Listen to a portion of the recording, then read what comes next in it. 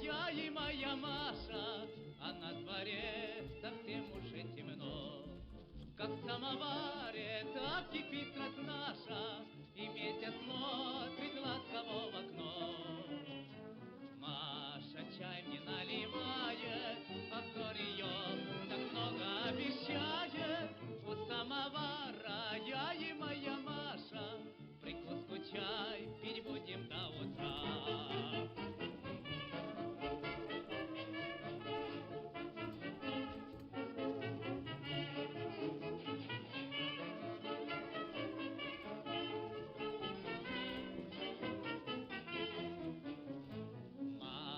Чай не наливает, а взор ее так много обещает. У самовара я и моя Маша, прикуску чай пить будем до утра.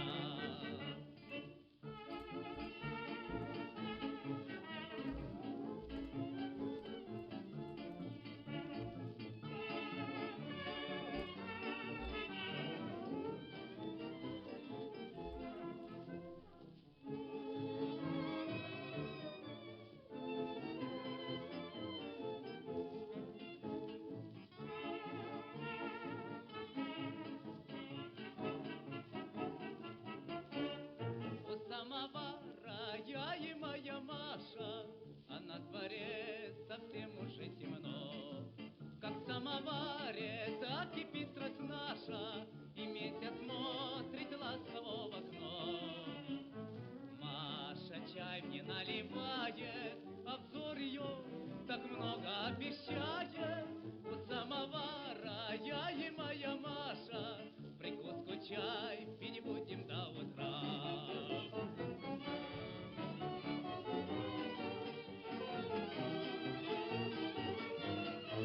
У самовара я и моя Маша, прикуску чай пить будем до утра.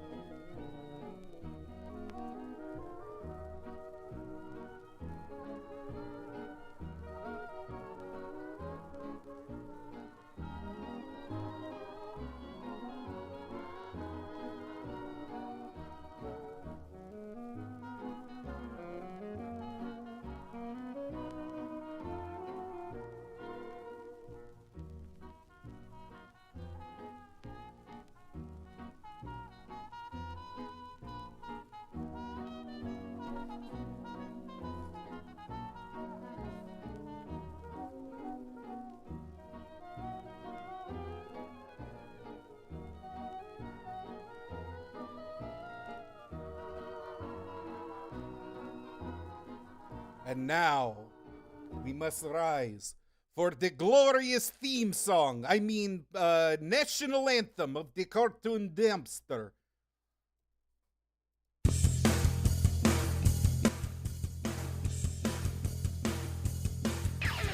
Cartoon Dumpster! Yeah, yeah, yeah, yeah. Da, da, da, da. Yeah, yeah. Cartoon Dumpster! Yes, yes, yes, yes. Da, da, da, da. Comrades! Welcome to this, the most glorious, revolutionary stream the world has ever known. We have conquered space. We have conquered the tundra. And now we will conquer online watch-along react streaming. Cartoon Dumpster! Every week, we watch the animated shows of the capitalist West. But tonight, as a special treat, we will also be watching the cartoons of the glorious People's Communist Socialist Republic of the People.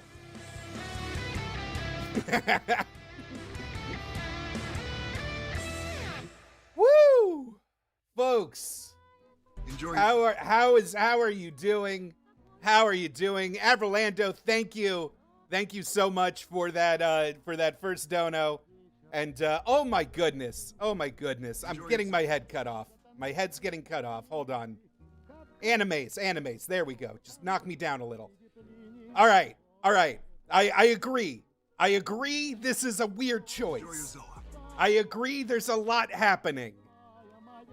But hear me out. This is my thought process. We have spent so long, my entire life, I've been like, I love cartoons. I loved the cartoons of my childhood. And then as I got a little older, I discovered anime. And I was like, God, this is so much different than all those cartoons I loved, but still good. What an incredible discovery. And then recently, I've been seeing more and more people kind of rediscovering Soviet bloc animation because it has its own completely separate, like, just legacy. And it all kind of, like, slammed together. And I was like, I want to watch some of this stuff. I want to watch some cool shit. Honestly, the only other country that I feel like does it at the same level of just combination of dedication to the craft but experimental is Canada.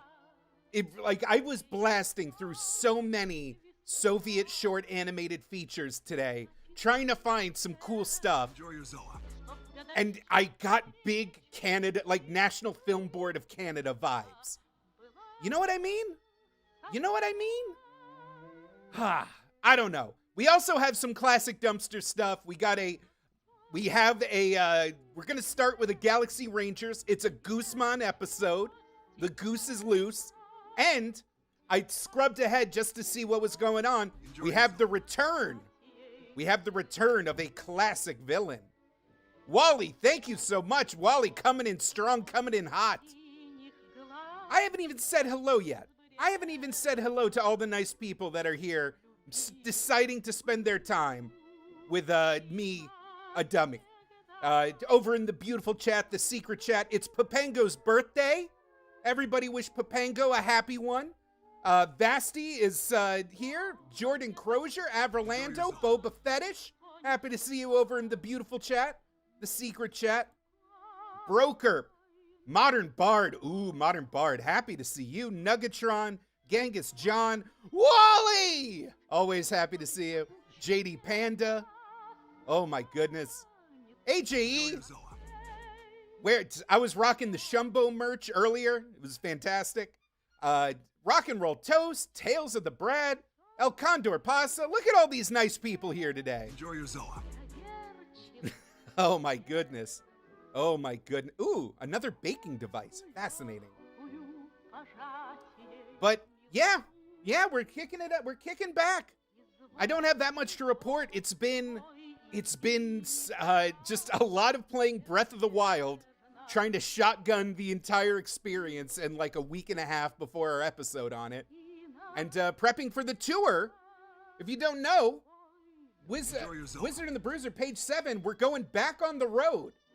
We are hitting the streets. We're hitting the country hard.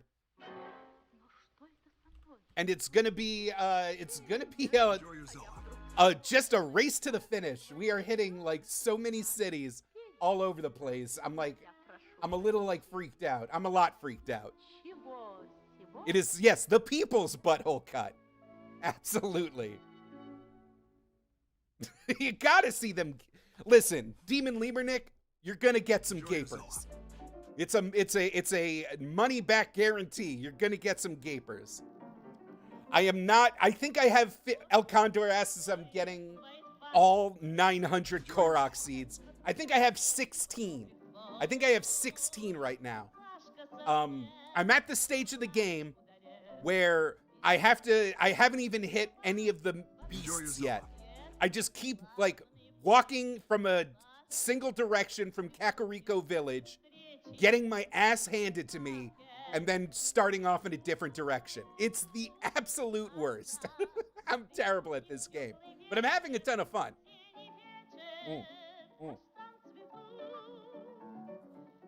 Just a sip of tequila. Oh my goodness. Sweet Precious Flesh Wife is out for the night. She is doing rehearsal for a community theater project, and so she will not be here to help pick me up off the floor and keep the continuity going with Bubblegum and Gumption. But I think we'll be okay. We will not be at full power. But, you know, she has a life in the flesh world with flesh friends, and frankly, we should encourage that. Unlike me, who has spent so much time in the kingdom of Hyrule that I don't know what's real anymore. Oh, God. I'm not even stuck in a temple, Torgo. I'm just stuck. It's too big. I liked it better when video games were like, here, start at one end of the screen, get to the other end of the screen. Enjoy your Zoa. Gentleman Toad, thank you. Oh my goodness. Audio is very low? Like, me? I'm a little bit further from the mic than usual? Is that maybe it? I'm trying a different rearrangement so I just can see what's in front of me better? Wilford Brimstone, how will I get to Kiwa? In spurts, in erratic spurts. All right. Whew.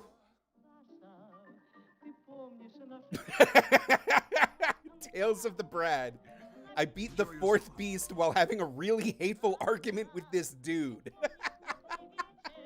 That's incredible. There's something so, like, just something about a distilled essence of modern reality, of being in a heated, shitty argument with a stranger while engaging with the magical world of whimsy that Nintendo has put. Anyway, so to summarize the themes of this evening, we're starting with the Galaxy Rangers. Then we're gonna just play around with some crazy Soviet shorts that I found today. And then we'll end it with what almost certainly will be the one surviving episode of Princess Gwennavir and the Jewel Riders that survived the copyright apocalypse, the content ID culling that has devastated the Princess Gwennavir fandom. There was one episode that like somehow got lost in the cull, and that's what we're gonna watch tonight as a fond farewell to Princess Gwennavir. Mixic, we'll get into it. We'll get into it. It's actually a fascinating story. Wingweaver, yeah, that's part of it. I'm telling you, there's Soviet stuff in the zeitgeist. I honestly think we're so like beaten down by just the gradual and gnawing and shitification of modern capitalism that, you know, like just everything just gets a little bit shittier and shittier and shittier, and everything is so captured by it. Enjoy your Zoa. That like this entire cultural tradition that existed not only outside of it, but in open defiance of it is like making people fascinated. It's like I don't know how it's like from an alternate dimension, an alternate timeline. And I'm not gonna lie, it's not like the country has a spotless record. There's like a lot of shitty things. Hell, the country of Russia is in the middle of some shitty things right now. And then I thought about it, and like the other countries that I enjoy animation from is America and Japan. And so if we're gonna play who done more war crimes, it's like a three-man potato sack race.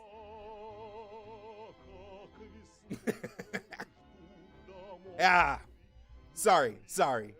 I feel like the first tequila is already hitting me a little too hard. Let's, you know what? As a palate cleanser for all this communism, let's go with the Reagan-era adventures of the goddamn Galaxy Rangers. Let's hop over to the TV room. Oh, and of course, Enjoy your Zoa. as you see from those alerts up there, people are donating. Wham, wham, wham, wham, wham, wham, wham, wham, wham. People are donating, and they for $3 or more, Enjoy your Zoa.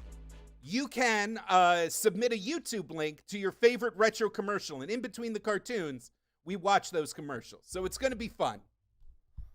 Wing Weaver, I agree. Things were interesting tonight. But for now, let's hop over to the TV room. There we go. And let's start with our first episode of the night, The Adventures of the Galaxy Rangers. In 2086, two peaceful aliens journeyed to Earth, seeking our help. In return, Enjoy your they Zoa. gave us the plans I'm gonna for turn our off the first sound alerts for that. hyperdrive, allowing mankind to open the doors to the stars. We have assembled a team of unique individuals to protect Earth and our allies. Courageous pioneers committed to the highest ideals of justice and dedicated to preserving law and order across the new frontier. Bum, bum, bum. Oh, when that synth hits. Rangers. Into this world,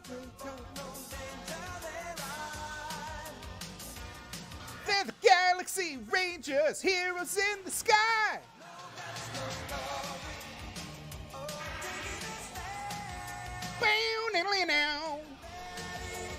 I don't think this is a Buzzwang episode. Thankfully, gloriously, I think we're Buzzwang free this week. Well, spoiler alert, Scarecrow's back.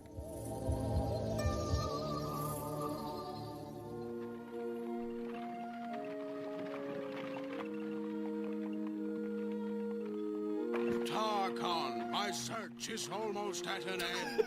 Soon I will have the power to take my revenge upon my enemies.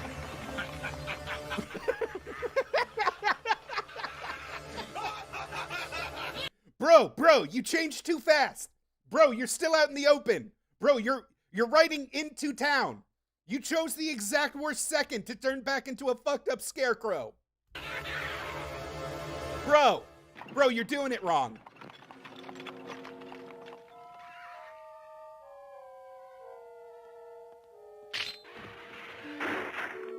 Oh, an evil, classic evil Calliope. Come on! Gather, friends and neighbors, gather round and learn how to live forever. Watch. Oh, man. I came over because I heard Calliope music. I was sold on check out this guy's cool Calliope. Now you're telling me I got immortality? This show's getting better all the time.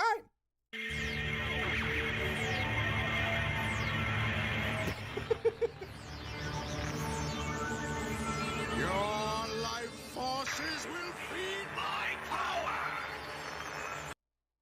Really didn't even have to lure them in with the immortality thing. Really feels like he already had him within zapping range. Honestly, he could have ditched this entire setup. He literally could have just walked into town. Everybody would have been like, "Oh fuck, there's a weird fucking scarecrow skeleton man." And then when they got within what looks like, I'm gonna say 10 meters, just do the exact. I'm saying he's wasted a lot of energy. Spooky Dookie says he's a salesman. I'm just saying, hustle culture's gone too far. It's, we're jumping through too many hoops just to get into stealing the soul energy of a village. Watch carefully.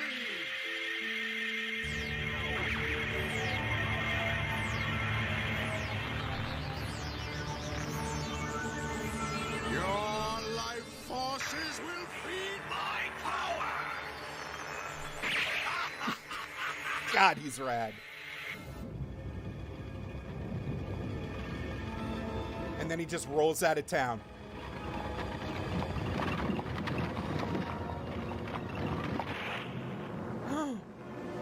My God.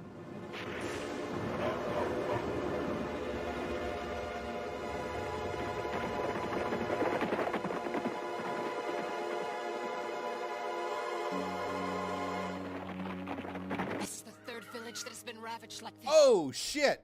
It's her. Mean slaver lords? Hmm? Well, It's her. Remember her? She was like the warrior princess that had the hots for Guzman in that one episode. And then we like never heard from her for we must like contact the Galaxy months. Rangers. But Maya, without Tanya? King Spartos.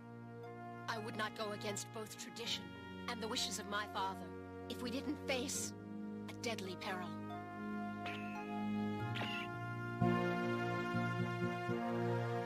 Maya. Please, Galaxy Rangers, we need your help. It's from the rebels on Tarkon. Princess Maya has evidence So you're saying the theme this week is a escape from Tarkon. Interesting. of an alien invasion. If the Queen or anyone else is invading Tarkon, we have to know about it. Goose and Nico are closest to the Tarkon system. Send them in. Proceed at once to Tarkon and investigate. Roger and out. Coordinates plotted. Tarkon's. Everyone does have the hots for Guzman. Trouble. That hotshot Princess Maya has her hands full. It was keeping our Maya. high-tech rebel group secret from the low-tech authorities.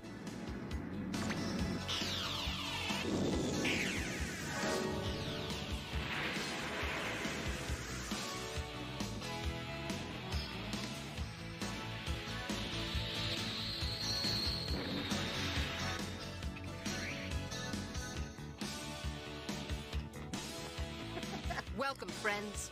These are my trusted aides, Bogue and T-Bos. They are dead. Guzman. Galaxy Rangers, thank God you're here. I'd like you to meet our red shirts, our absolute Walking Dead mooks.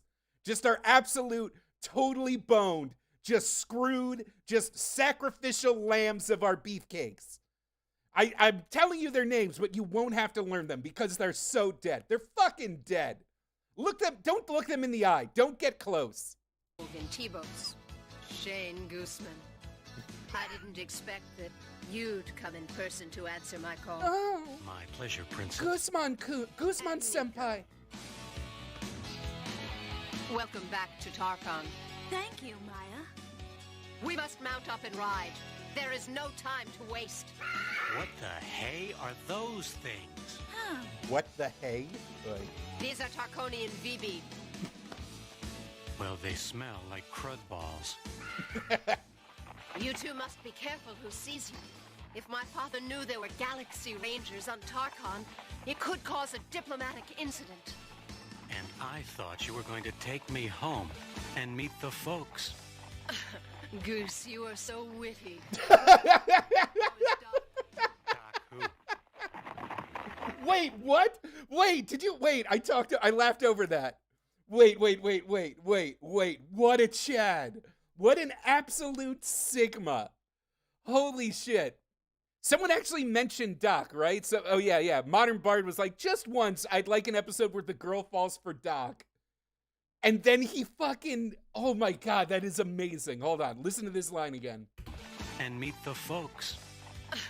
Goose, you are so witty. Good looking, too. How is Doc? Doc who? He's your friend. He's like one of your only friends. Just fucking oh, it's over. Oh, it's over. Doc fans, time of death, 7:23 p.m. Eastern. Doc who? Oh my God.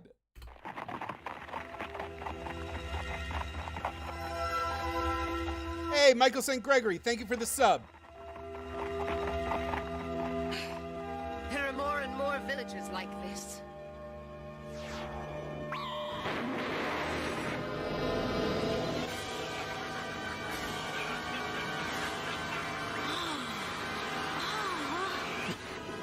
Nico, what is it?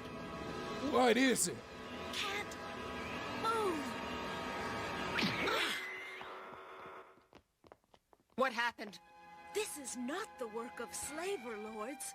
It's much older and a great deal more evil. And somehow it's familiar.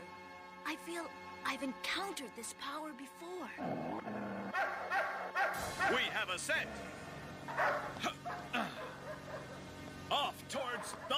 Haunted Land. Wilford Brimstone, Christopher Walken, no, he's absolutely Clint Eastwood. He is just space 80s Clint Eastwood. We must be careful. That is no exaggeration. In the Haunted Lands lies the mountain that hides this planet's giant computer. The heart of Tarkon. I also know that you use that staff of yours to contact it. My staff seems to have a mind of its own. You and me both, lady. Lord knows, I wish I could, I could keep my staff under control. Alas. Contacts me, and it has led us on this journey. Are we going to break the taboo and enter the Haunted Lands? Taboos and superstitions are what stifle all growth on this planet. We will ride!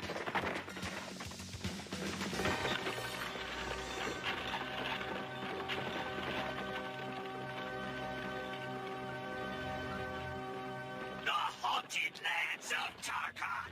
Already. Whoa, Professor Pig, thank you so much for the 5 gifted subs. Very kind of you, very appreciated. I hate Nips, Silvercrest, Kane the Citizen, Bush and Kush, and Dodger Muse. Thank Professor Pig for being a kind, nice guy. Or of the sleeper.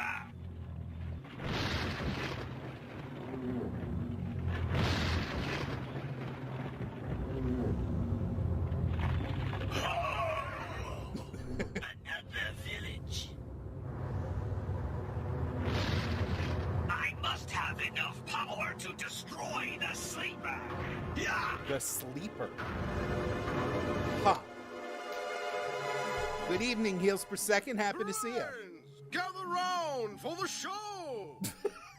Listen to me carefully, friends and neighbors. Are they gonna? That's. While I show you how you can live forever. Oh! Just all right, great.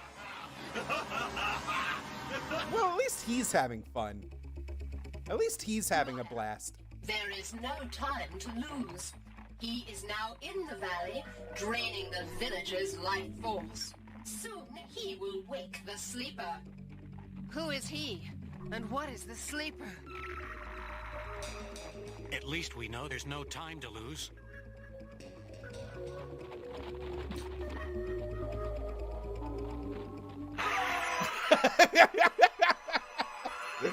Meanwhile, yeah! Fuck yeah! I love stealing life force! Fuck, this is so cool! God, I'm having the time of my life! Honestly, I'm rooting for Scarecrow. Like, while they're having that entire conversation, he is besides himself with joy and laughter. Wally! Also gifting 5 subs. Thank you so much. Oh my goodness. Stommers, Beard Pal, Johnny Disco, Steffi Rose, and Faded Pain. Go ahead and thank Mr. Wally for being a very kind man. No time to lose.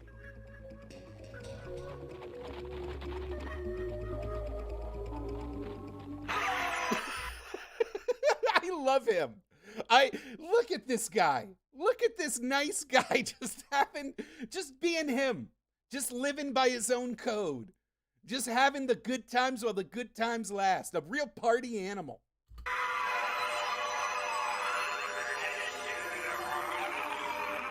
Oh, it is, yeah.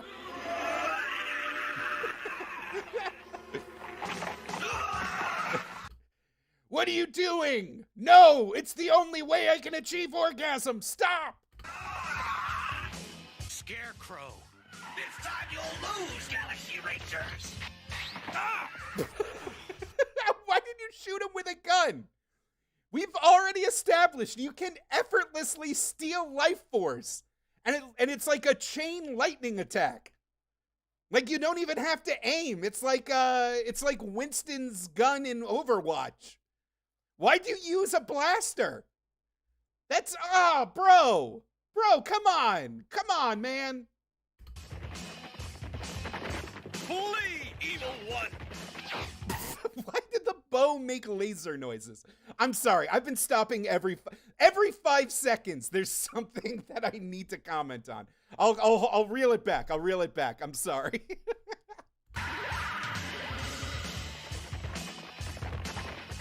Dottie, thank you for the sub. No matter, I need no more disguises. You are too late, Galaxy Rangers. We've tangled with the Scarecrow before. You know how powerful he is. We must proceed with caution. Isn't caution just another name for cowardice? What? If you believe that, you're a fool. The glares. This must be stopped. We must hurry.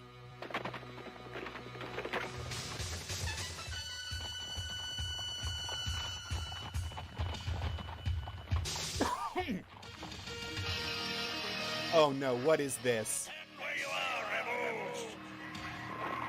It's a patrol of the King's Lancers. This is a piece of very bad luck. Dismount, put down all weapons, prepare to identify yourselves. You are entering a forbidden area. They must not find the Galaxy Rangers. Prepare for battle. I repeat, put down your weapons. Look at this guy. Look at this Shrek cosplayer. Also, I'm not, you know, I don't know the exact aeronautics in play here, but I feel like it's going to be real easy to take out the hot air balloon based warship. Just playing it by ear, you know, with my own sense of combat technique. I feel like it's a very easy fight. Fire! Oh, they have orcs.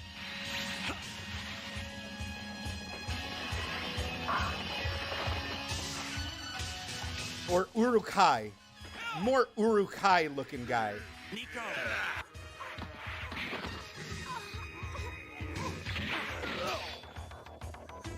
No, Goose. Not an energy weapon.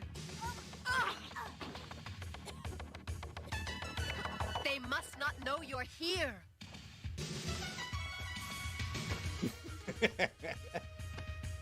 Archers, fire another round! Damn. Fall back! Protect the weird, beefy horses. We'll never make it into the forest. Oh, God, that guy's so dead.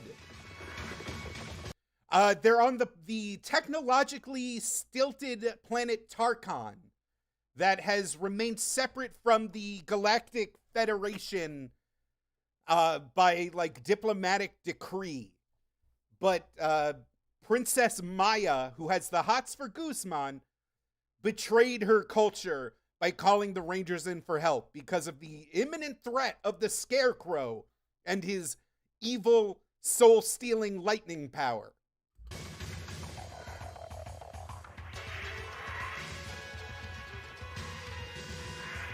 We must fight! El Condor, I already said escape from Tarkon. I was already very clever when I said that.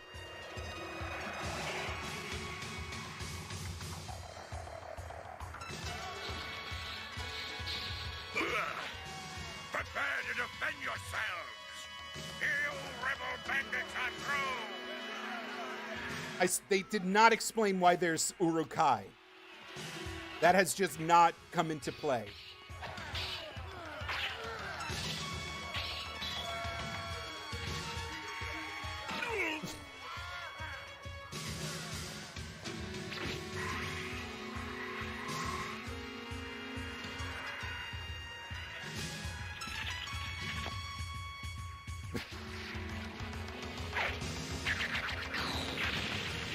Wow, didn't see that coming.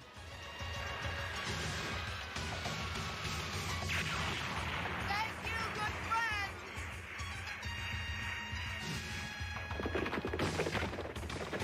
Wow. I wonder if this is the Haunted Lands.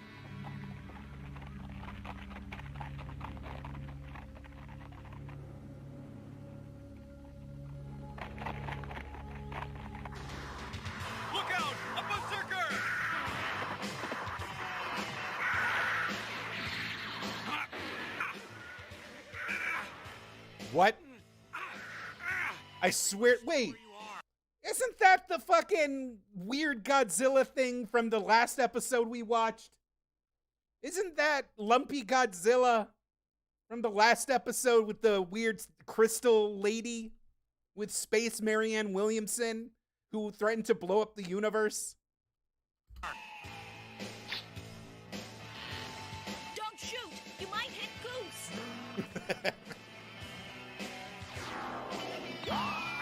What does he turn into? Fucking Christ! Oh my God!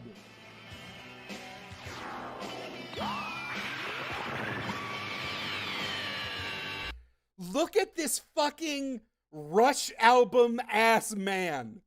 Look at this fucking Flash Gordon comic book ass Jack Kirby's wet dream.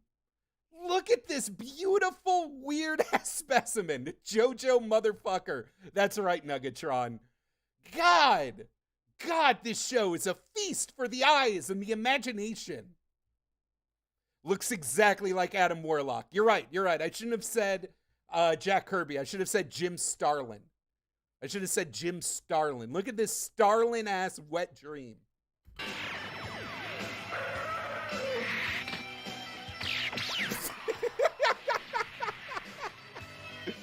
Shot him right in the kisser. That'll keep him quiet for a while. Will it? We're almost there. The heart of Tarkon. I sense something near.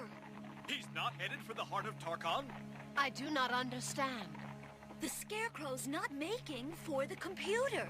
There's something else on top of that mountain.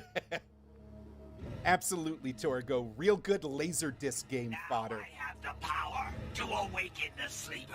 Our battle will drain the life force from the heart of Tarkon. What? I thought the heart of Tarkon was the computer. Oh my God, it's the windfish from Link's Awakening. Feel my power. I have returned to finish you. Please be a big dumb whale. Please be a big dumb whale. Ancient enemy, arise and meet your doom. I am the Ravager of Worlds. It's gonna take a second. The Ravager of Worlds needs like 2 to 5 minutes. What? It's the old shaman. I am the guardian of this place now, and I command you to stop. What? Nobody commands me. The sleeper must not be awakened. This time you're finished. What was the plan, old man? Don't make me politely ask you to stop again. I warn you, ancient evil. My power is more passive and aggressive than anything you could even imagine. Abomination!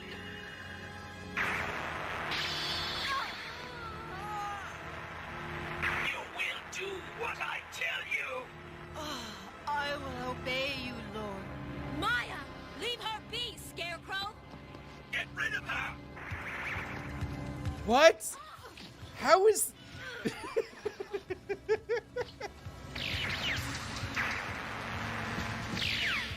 Oh, what?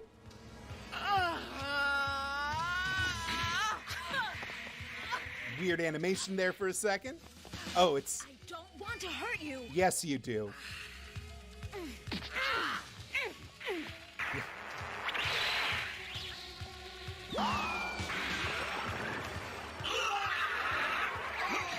What? What did he turn into? Just himself, but cooler?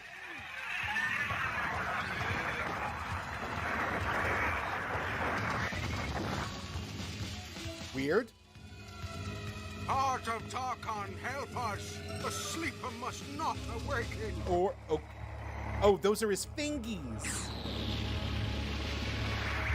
What? I am the heart There is so much happening so fast. Okay, the sleeper is awakening. His little fingies are sticking up through the mountain. Old Man Useless is politely asking for the evil to not work, and the computer that was mentioned is just like, okay. Meanwhile, Guzman is going Super Guzman layered level 2.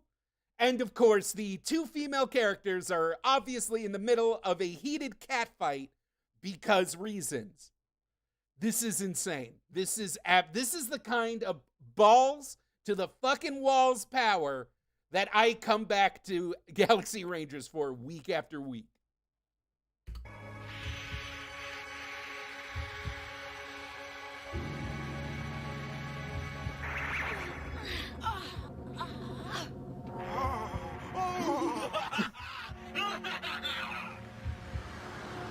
Come to me, Sleeper. It is our destiny.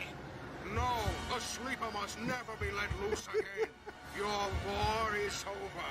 Did they outsource this guy's animation to Rankin Bass? He's so lumpy.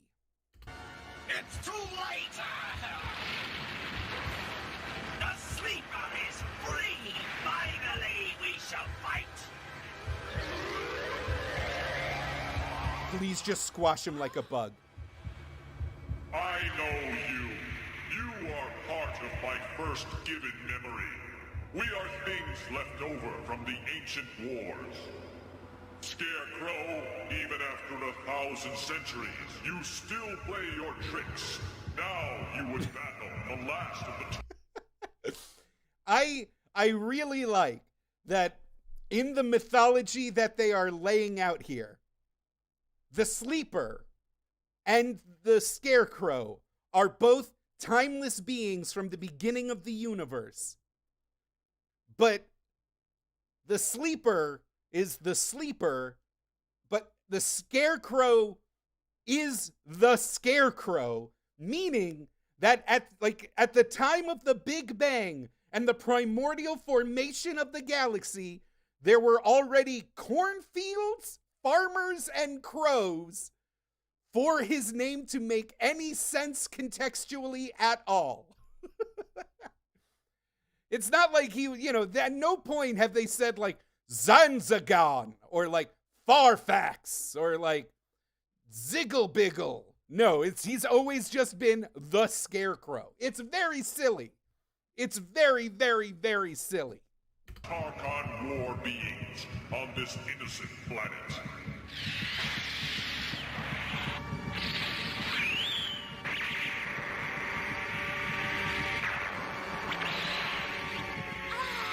Wait, what? Wait, what?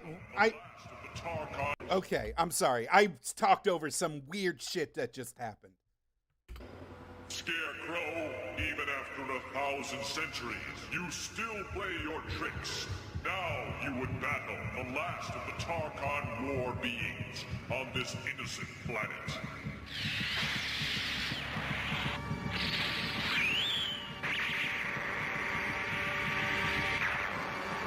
Ow! Shit, ow, fuck. Owie. Owie, fuck. There will be no more fighting. What? Scarecrow, I will use your power to what? send you back to the dimension of souls. What? What? So wait. This is another one of those things where like the Galaxy Rangers had nothing, like this would have gone down like this even if the Galaxy Rangers had no clue. This is so weird.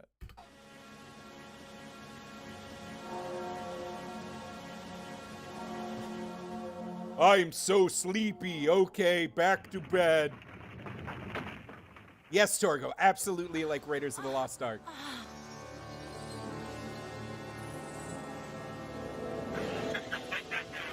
I'll be back.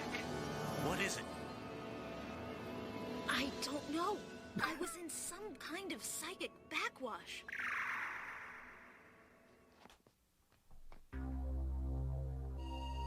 I mean, yes, he's probably going to the Valinor to be judged before the Valar. This is so weird. The heart of Tarkhan must sleep, and let this place return to silence. Shaman, I must learn more about the heart of Tarkhan. Perhaps in time, you may learn its secrets. Your duty is to serve and protect your king, your people. Okay. Thank you for your help. You didn't do anything. Nobody did anything. They didn't explain what the fuck those moon lasers were that came in out of nowhere. Nothing happened. Nothing. I'm so fucking confused. Does anybody have like a coherent understanding of what the fuck just happened? Don't fall out of any balloons. Also, congratulations for these idiots for living through the whole episode. Really proved me wrong. I thought they were dead meat on sight. But thanks to their ineffectualness and lack of lines, they managed to stay out of the fray. Good for these guys. Guys. Nico, I am in your debt. Don't sweat it. And you, Goose. Huh? Until we meet again.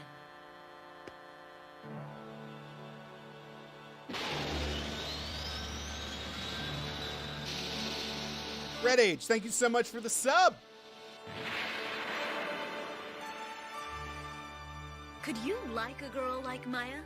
I'm too busy saving the universe. Yeah. I like brunettes. Whoa! Baka Guzman.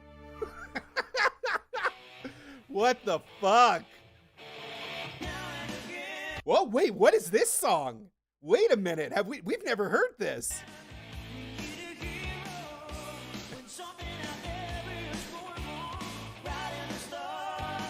Woo!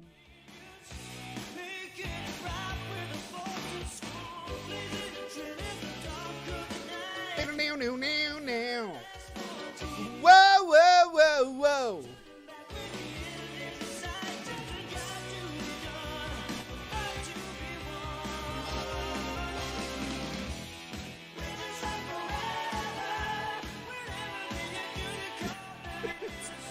Just the most generic 80s rock song I've ever heard.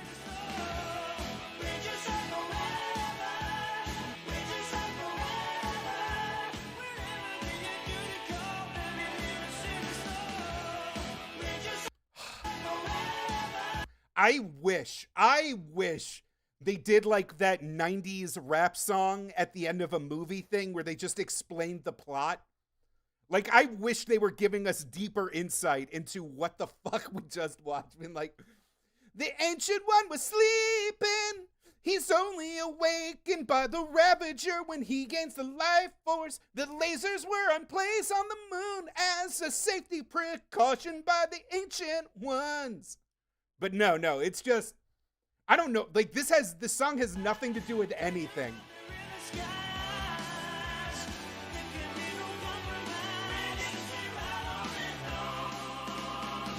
Woo! Weird. Yeah, dude, Red Age, this was a weird one. Like a real weird one. Like, really, really weird. Like there were orcs. There were orcs in this one. There were fucking orcs in this episode, and it, like, did not matter at all. And then there was the sleeper and his magic thingies and the computer and the scarecrow, and it just, like, the last 5 minutes of this, oh my god. Holy shit in heaven. Wow. A good weird one, though. Averlando, you are absolutely right. Not saying it was bad, just saying it was weird. But for now, we move on from the Adventures of the Galaxy Rangers, and we make our way to the all-consuming power of commercials. The commercials that you yourself have donated for. The commercials we treasure. The commercials we love.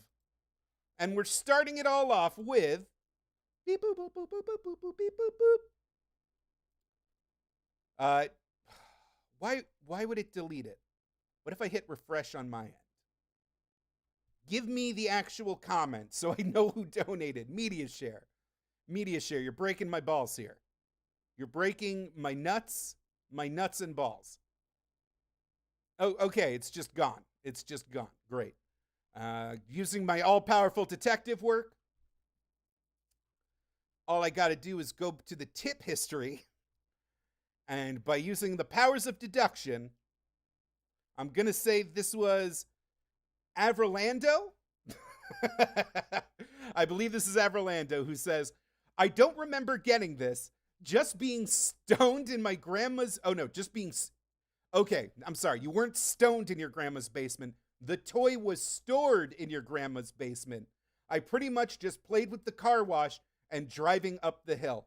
I think I had a very similar experience with this toy. Next stop, Supervan City. 1, 2, 3, 4. You can get into town. Supervan City. Just hold it on down. Micro machines taking over the place with real racing drag. Do you think they got Bob Seger to sing this theme song?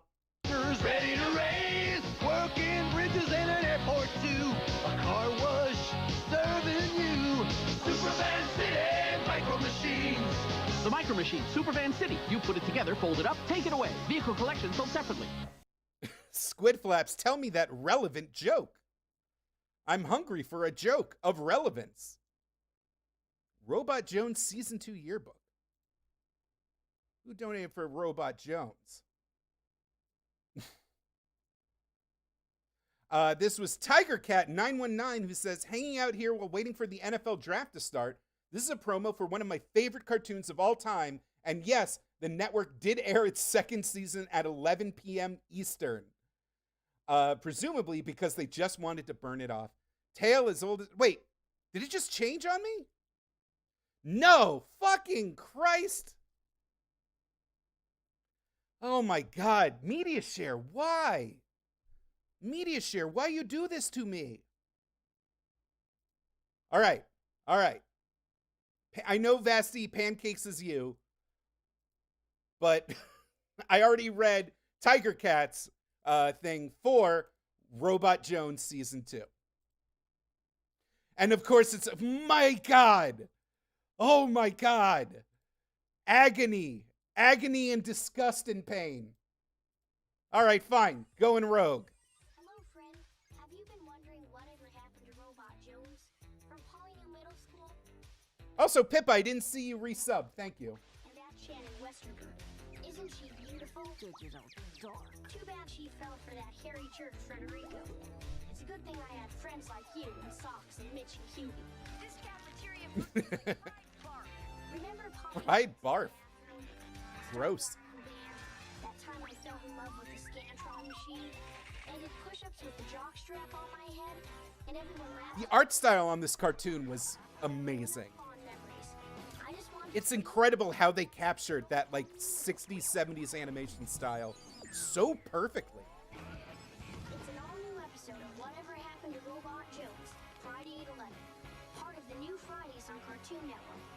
Wait, what am I saying? Junior high school stinks. Don't make me go back there. I'm just a robot. All right.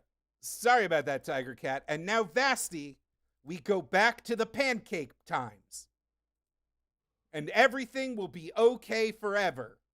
It's just a little hiccup. It's just a little bit of a hiccup. Vasti donated for this IHOP commercial. He says, the scariest pancake commercial ever. This is IHOP 1969. How scary can this be? The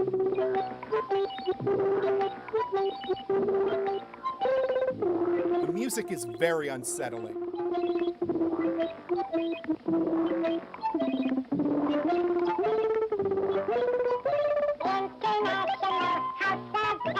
What?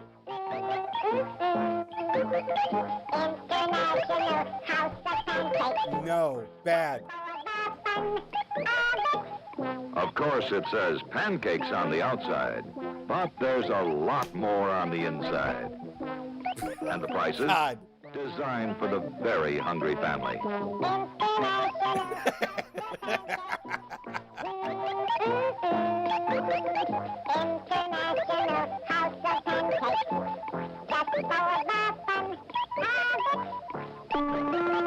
Weird. I'm not good. You have forever altered. You have forever, like, updated the IHOP file in my brain. That is so nasty. That is so, that had some stink on it. Ooh, Power Machines. 1986, Giant. Is this, I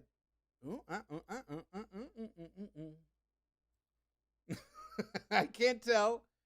Okay, Vince Omni, I believe this is you, who says, just went into a Galoob hole that is not Micro Machines. Galoob! Great toys, even better name. Get ready to ride the Giant. Wow. 16 wheels of pure climbing power. Add grip jaw and turbojet. And watch it climb. What a weirdly specific toy. The vertical climbing system that goes straight to the top. The Giant grip jaw and turbojet sold as a system or separately. Batteries not included. Another power machine from Galoob. I can't tell if that's actually fun or not. It feels like a weird uncanny valley between compellingly fun and just like already bored of it within 5 seconds. Right? Right? It's fascinating. I can't wrap my head around it. This is John. It is kind of impressive for just one weirdly specific thing. Border Shopping Town. No, wait. No, wait. That was a Yakov Smirnov ad donated by Wally. Or is this a second Yakov Smirnov ad donated by Wally? No. Vasty donated for this and says 1986 Border Shopping Town ad. Vasty says, I already forgot what this one was. Great. Let's find out together. Border Shopping Town. Ooh. Oh my God, it's the coolest girl of 1986. I thought she was a legend. We whispered about her on the schoolyards, legend told, of the coolest girl in 1986. And here she is, photographic evidence. Border Shopping Town. Shopping's the breeze for all the family. That's me. And me. Take your time.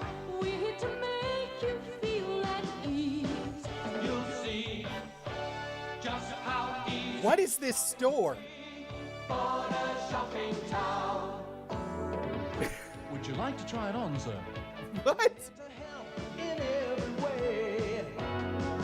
We've got just the thing. Oh, it's British. Just the thing to make. Oh, it's British.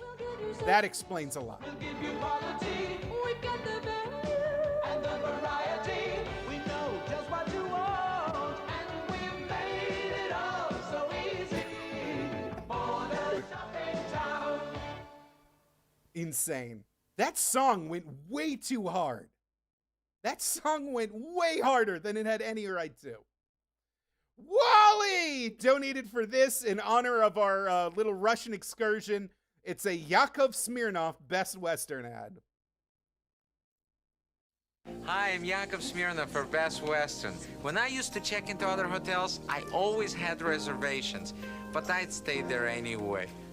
Now with Best Western, I have so many different choices. I can always get and pay for only what I need. Like they just asked me in my room, would I like a king or a queen? What a country. I'm sure they're very nice people, but I'd rather have my own room. Oh, Yakov.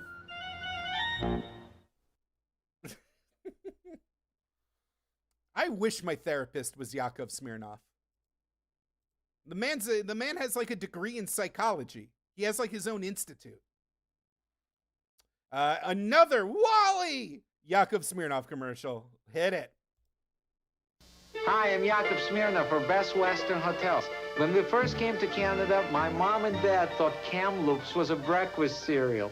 So I got them this free Best Western travel guide. It's full of maps, travel tips, and many locations with senior citizen rates.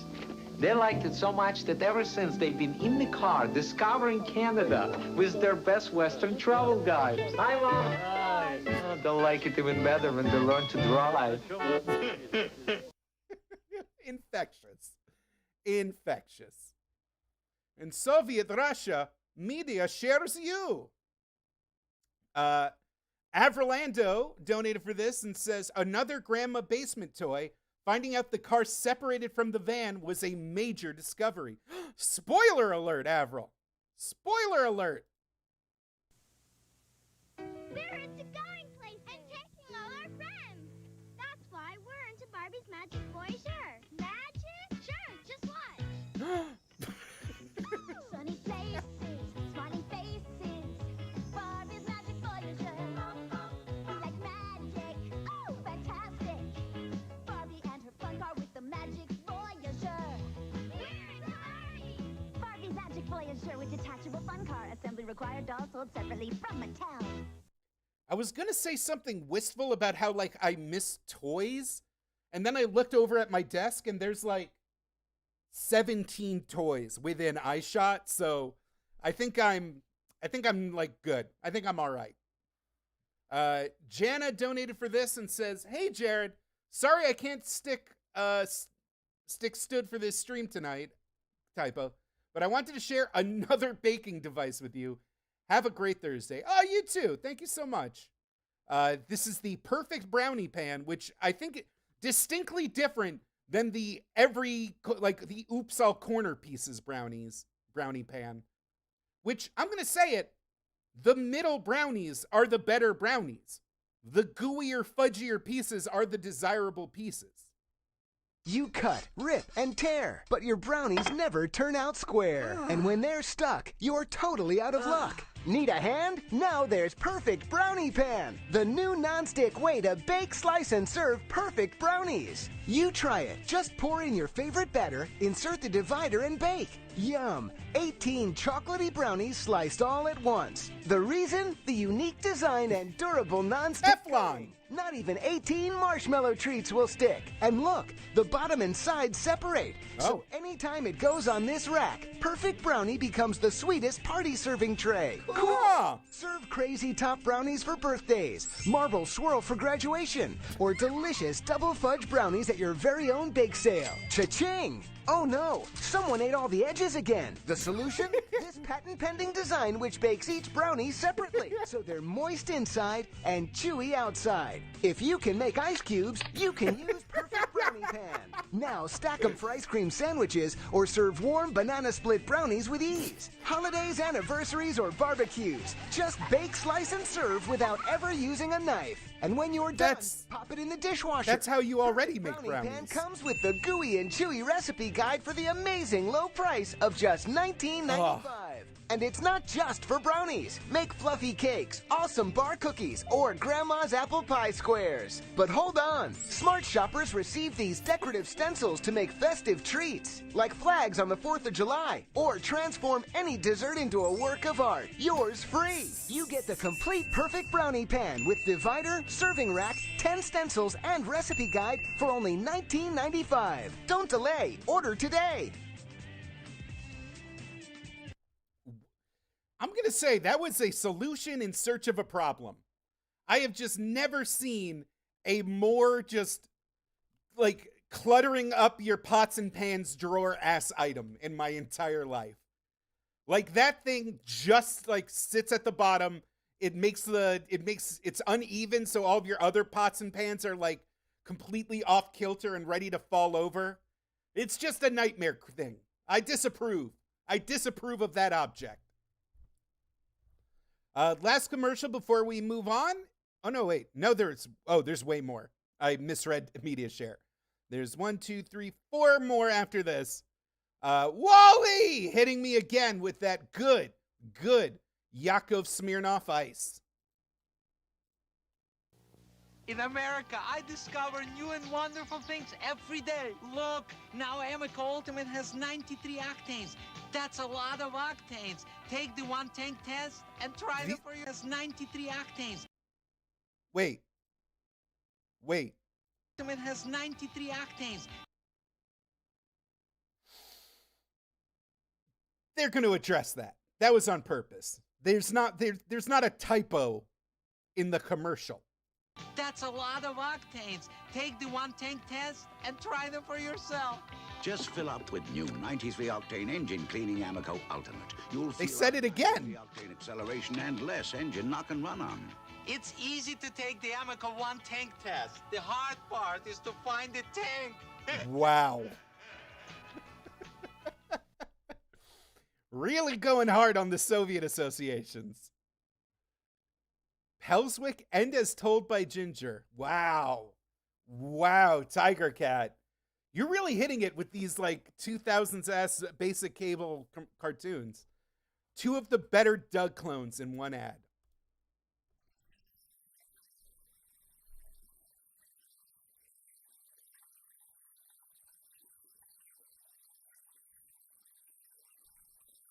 It wasn't as told by Ginger also in a weird like version of Hell where it's like technically the longest running Nicktoon.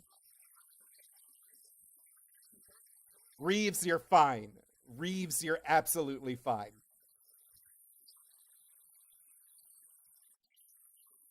It's Klasky Shupo. What are you gonna do?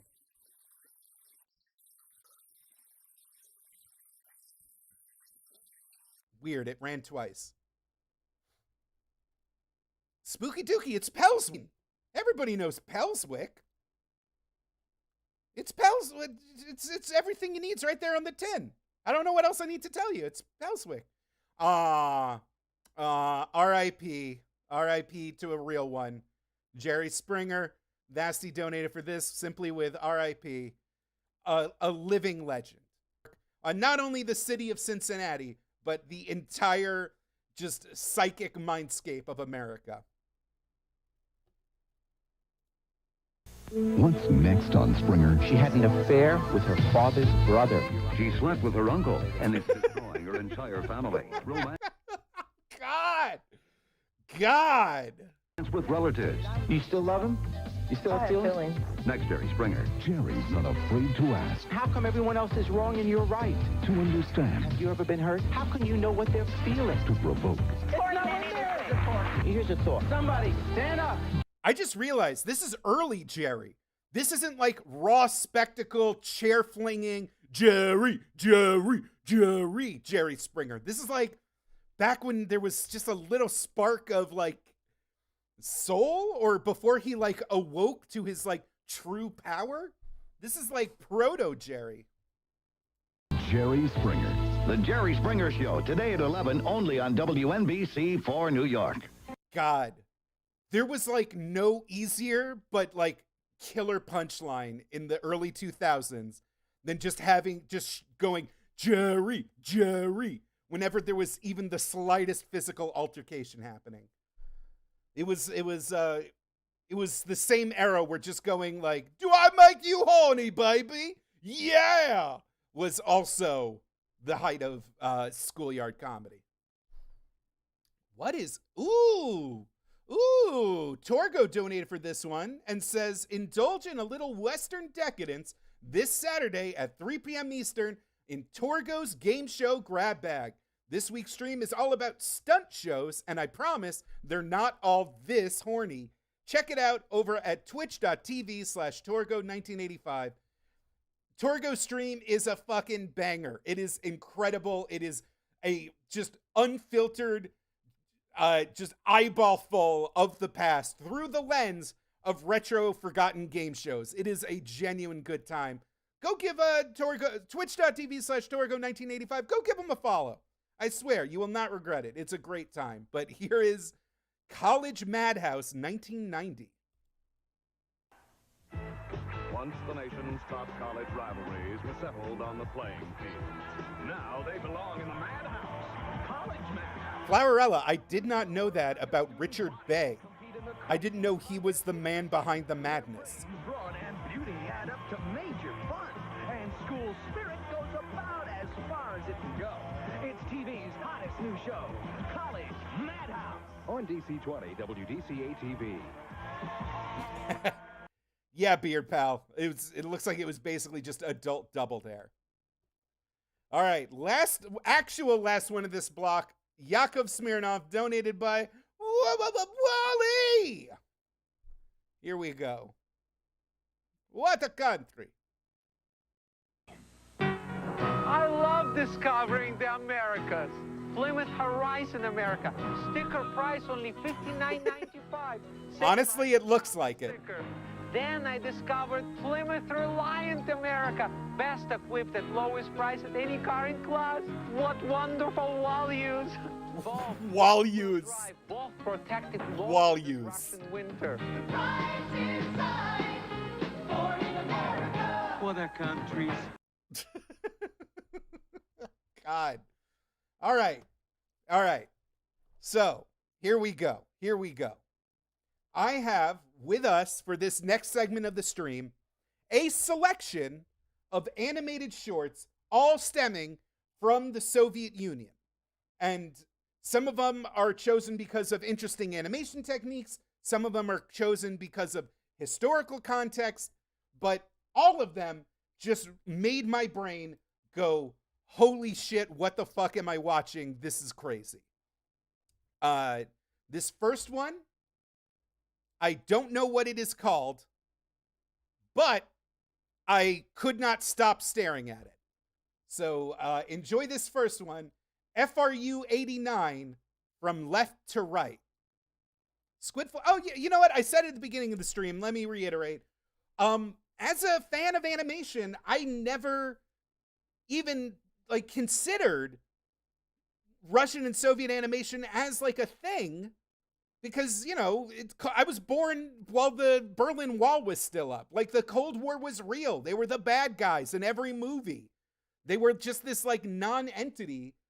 And as I grew up and just adored Western animation and Japanese animation, here's this entire legacy of cartoons completely cut off from the rest of the world.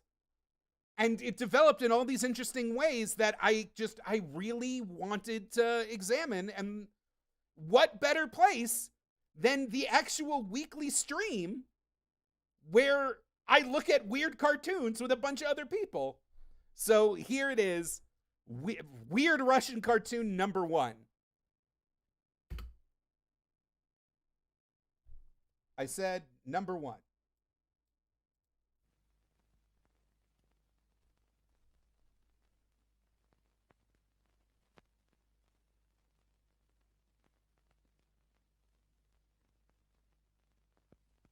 Wingweaver 84, if that number is what it means, then yes, I was born the same year.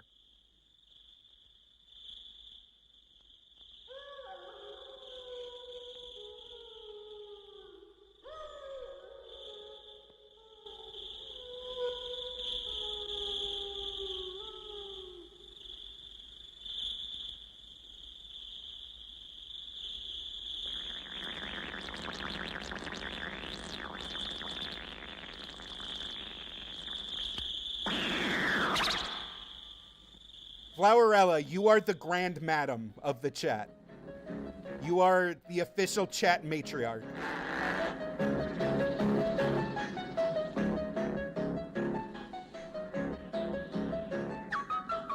Oh.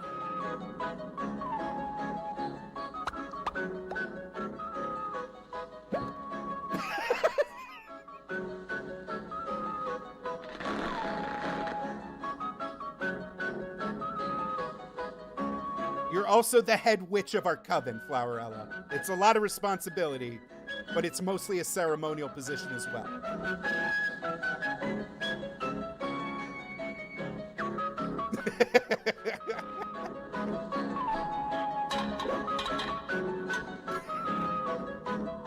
No, don't eat that. I wish this is what I saw when I smoked weed.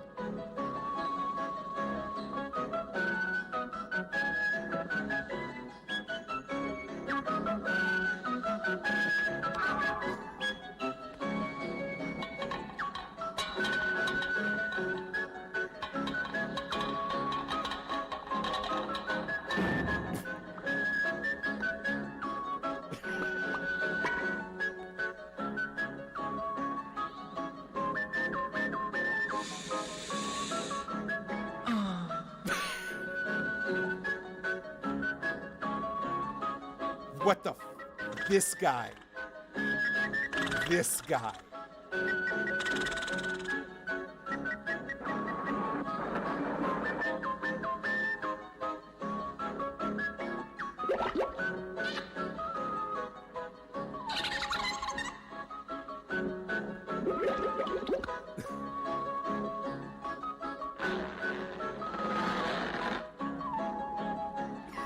I love him. He's my favorite. Oh no.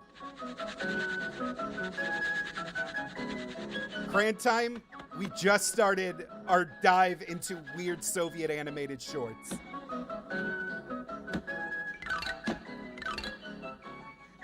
And I'm kind of loving it already. You say bad trip. I say this is a fantastic trip.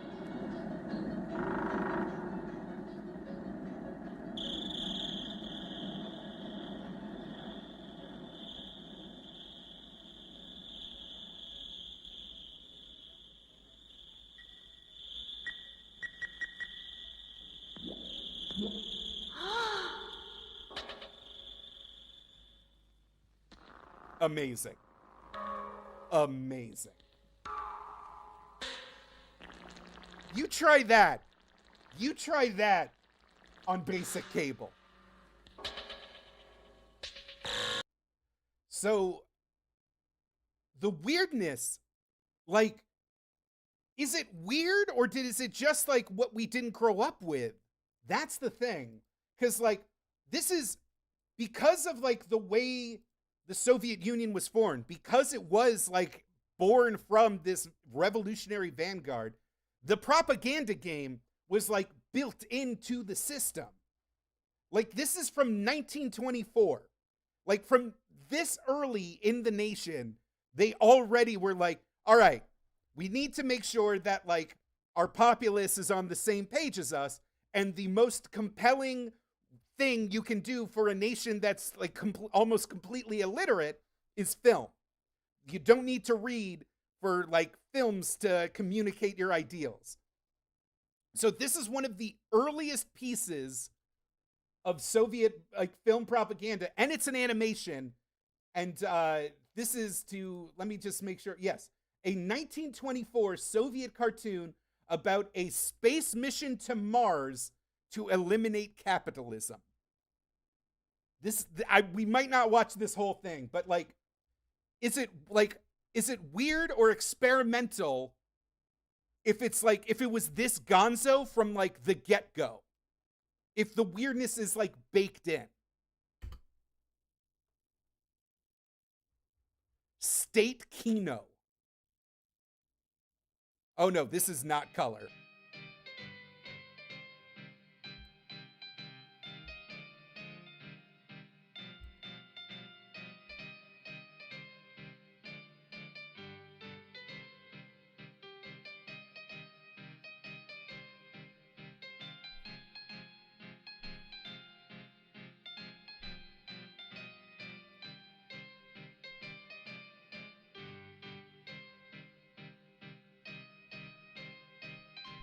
Wildcard, you make a very good point. Some of those early black and white cartoons are also gonzo to look at.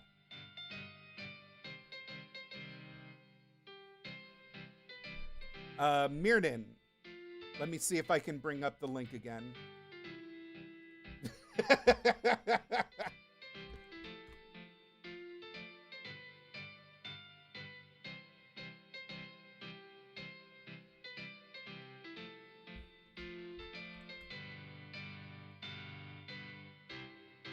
Save Martian workers.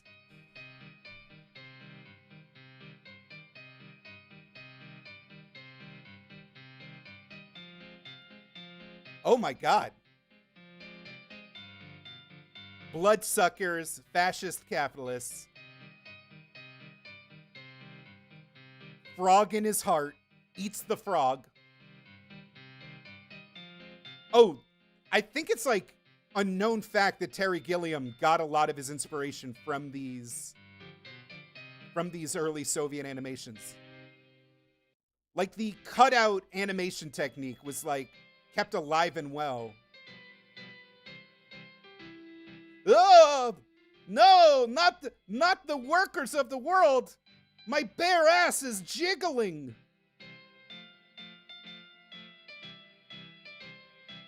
I love that he has...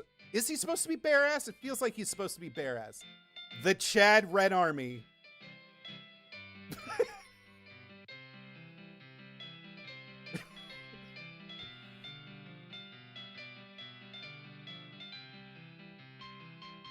I'm sure I'm supposed to know who all of these people are.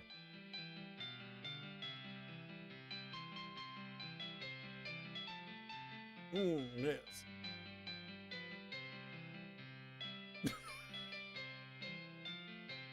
Sorry about the flickering. If you have light sensitivity issues, you might need to look away for a second.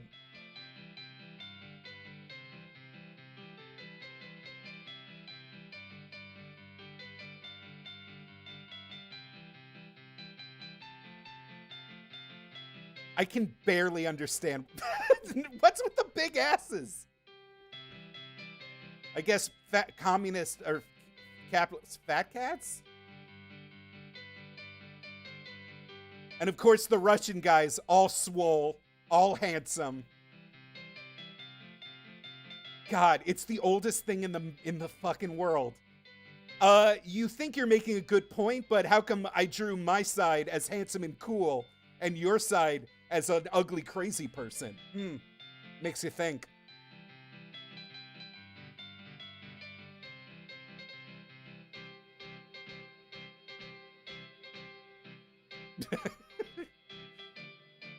That's a fun little piece of business. His star tried to join the stars. What the fuck is that?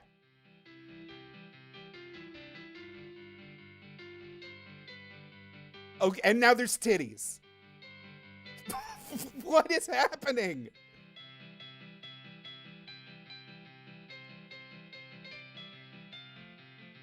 $19.20.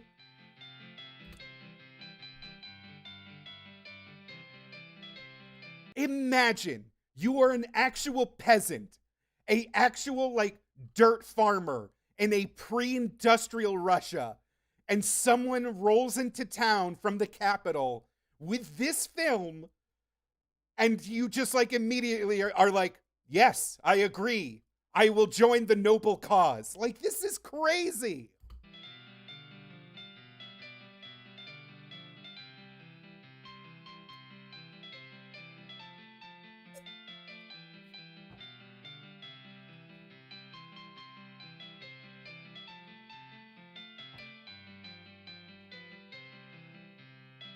What?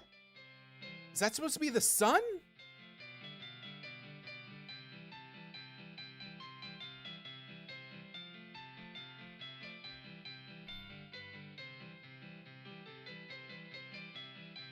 Mixic, I will say, a lot of people are making a good point about like one country's propaganda is another country's just like patriotic fervor. There's a lot of relativism that goes into these discussions, but this is in fact way crazier than Bugs Bunny doing an Al Jolson impersonation, imploring people to buy war bonds. This is in fact palpably nuttier.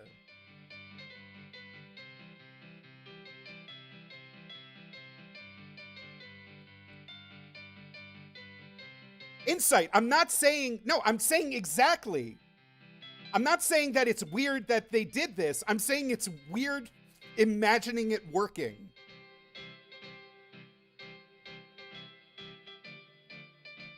Robots? Now there's robots?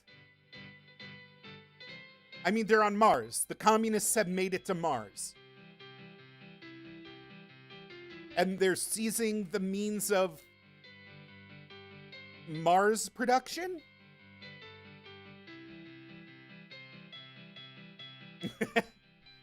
TV's Brent, all you have to look for on YouTube is the Interplanetary Revolution 1924.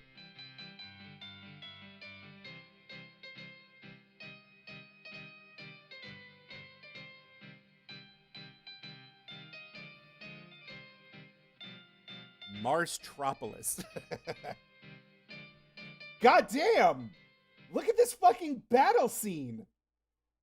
All right, okay. Again, I really have to stress, it is 1920 fucking 4. That was like their equivalent of the end of Avengers Endgame.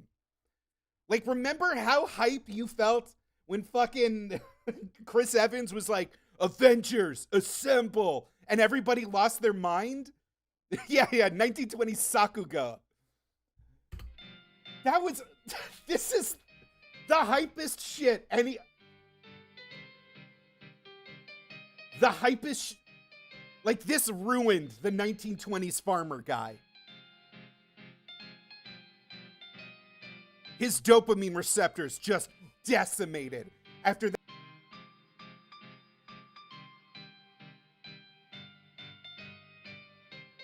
Ivan to Boris, mission complete.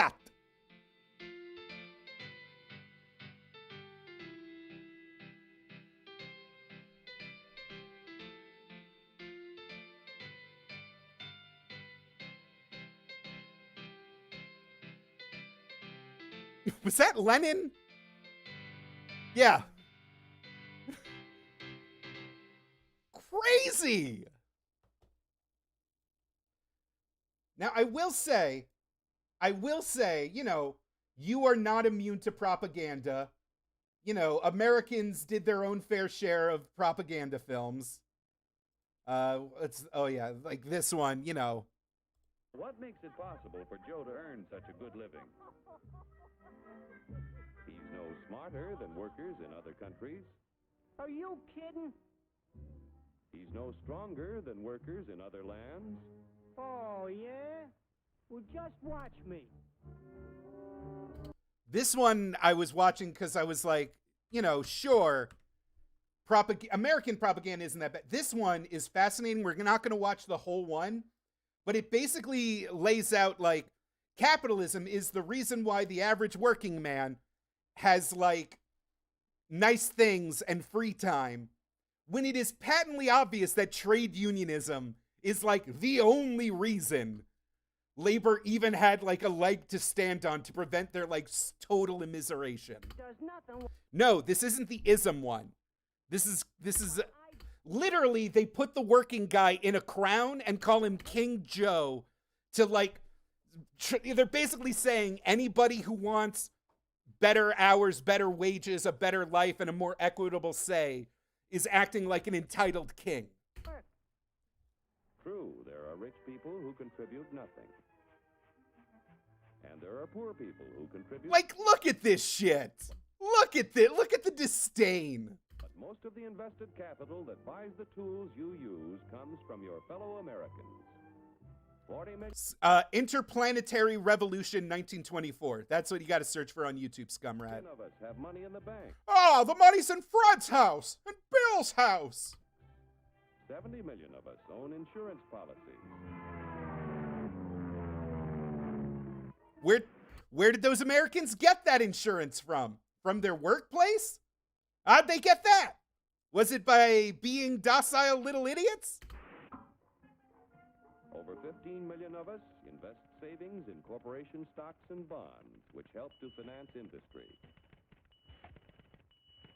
I'm sorry. I'm just saying, propaganda is everywhere. Propaganda, oh wow. And it's racist sometimes. Sorry. Back to our glorious Soviets. Back to the glorious Soviets. Let's see.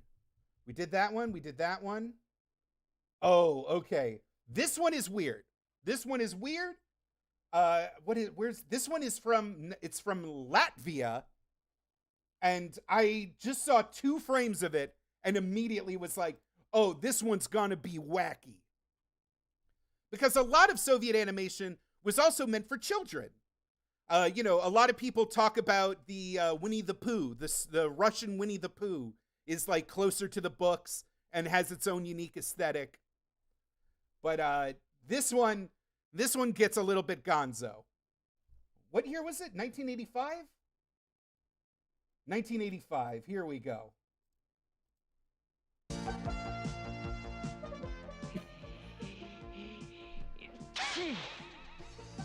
Later, Neo 9. I think they're going for like a Doraemon.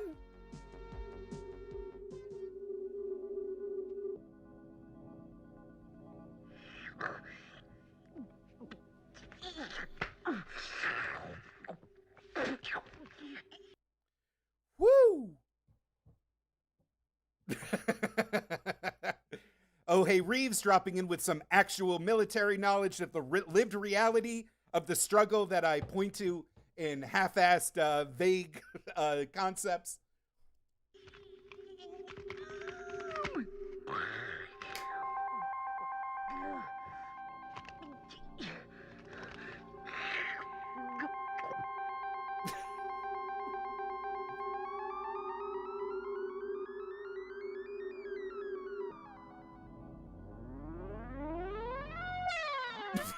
Fuck! It's awful. It's terrible.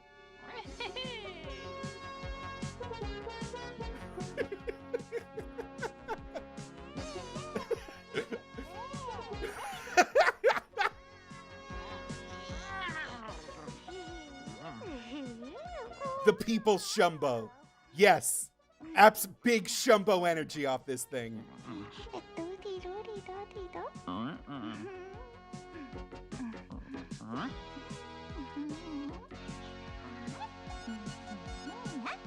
I believe Zelda CDI was done by an Eastern European animation company. That's part of its inherent, like, foreign and oddityness.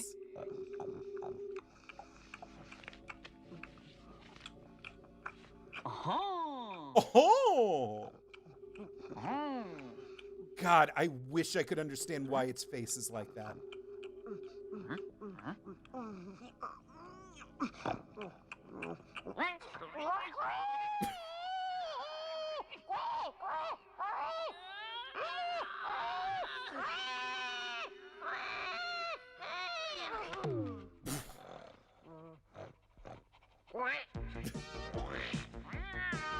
Are they gonna fight?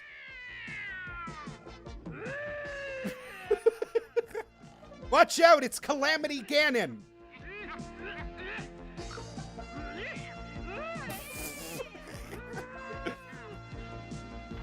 Honestly, the fight choreo is kinda nice.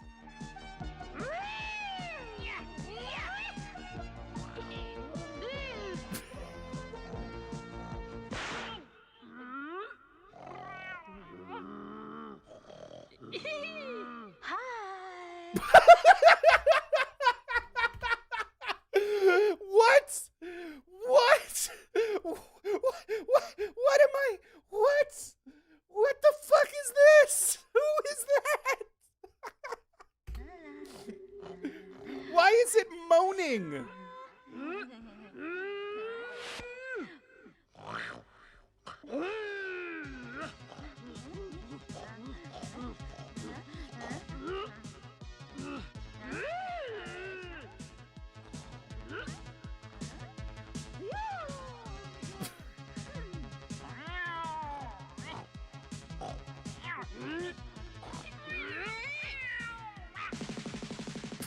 Get wrecked.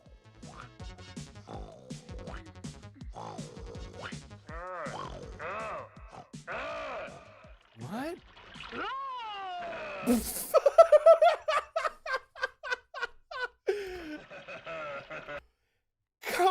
What the fuck? What the fuck is that thing? What the fuck is that thing? Why is it so fleshy?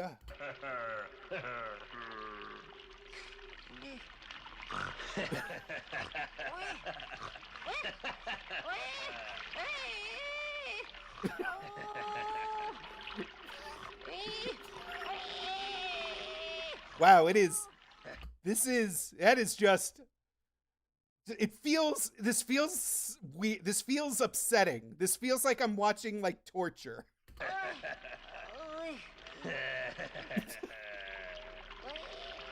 He's so sad. He just wanted to eat some crops. He's a pig. The Octocat is still super weird.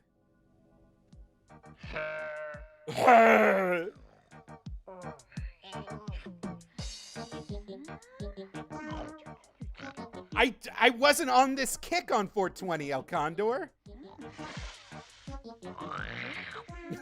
Reeves, love the Pokemon AK reference. Soviet Slimer, yes.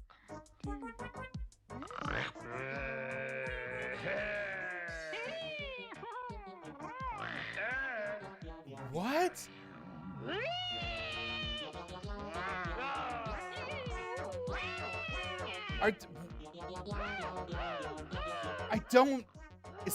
There's no lesson here.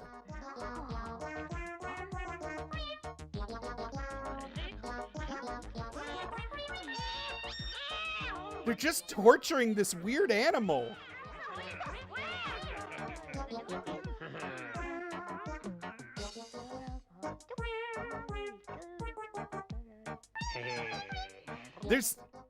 There's something happening.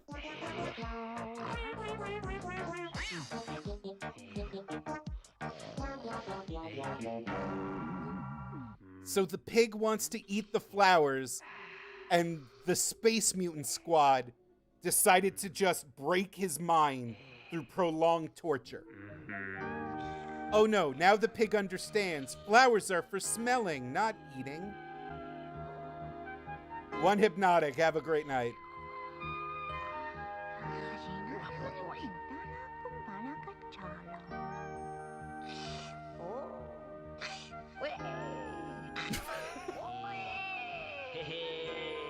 Oh, they got high.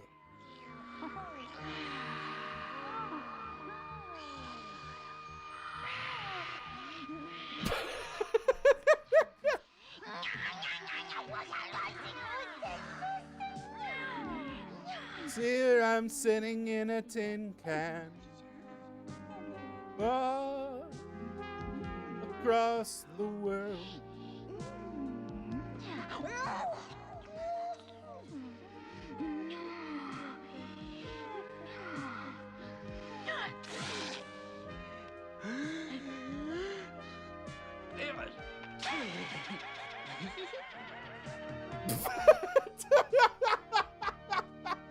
The end.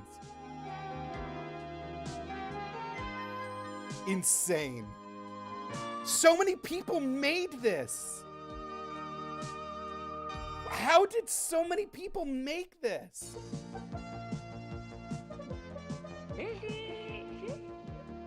Oh, it just immediately launched. We're not watching another one of those. We are not watching another one of those. All right. All right. So we've dipped into some of the weird stuff, but there is actual artistry in play. And this last Soviet cartoon that I have lined up, it's from Anatoly Petrov, who has done incredible, near revolutionary work in the field of animation. And he did an incredible thing with this next short. It is a pretty heavy-handed anti-war kind of sci-fi Black Mirror thing. Like, as soon as you get the premise, you're going to be like, okay, they're doing a Black Mirror thing. But, you know, hey, it's, you know, you could do worse. But I looked this up because I really had no clue how they did this. The characters are animated using a system he called the photo-graphic system, where every character is shot on 2 separate cells with the color layer out of focus and the details and line work in focus. So it creates this like incredibly natural colors in the characters. It makes them look way more photorealistic. It's fascinating. I don't know. I'm probably not going to have some like funny razzes on this, but just as a like, just so that it's not all like lol weird, then they can make some like cool shit as well. What year was this? 1970? 1977. All right. Boo, boo, boo. Boo, boo, boo, boo, boo. Let me just make sure I got, yeah. This is Polygon. Not to be confused with the video game news website.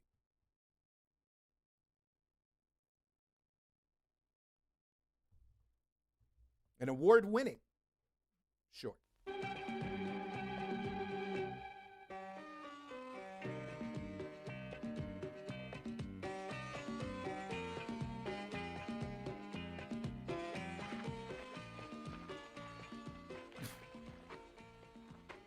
Ближайший остров в 5 километрах.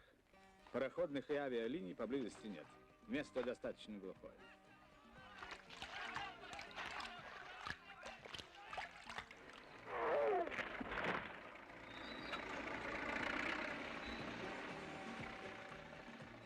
Сегодня мы кончаем.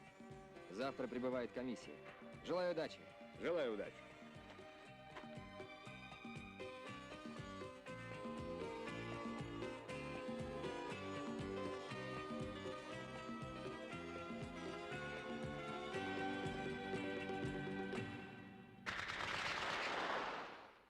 Завтра прибывает комиссия.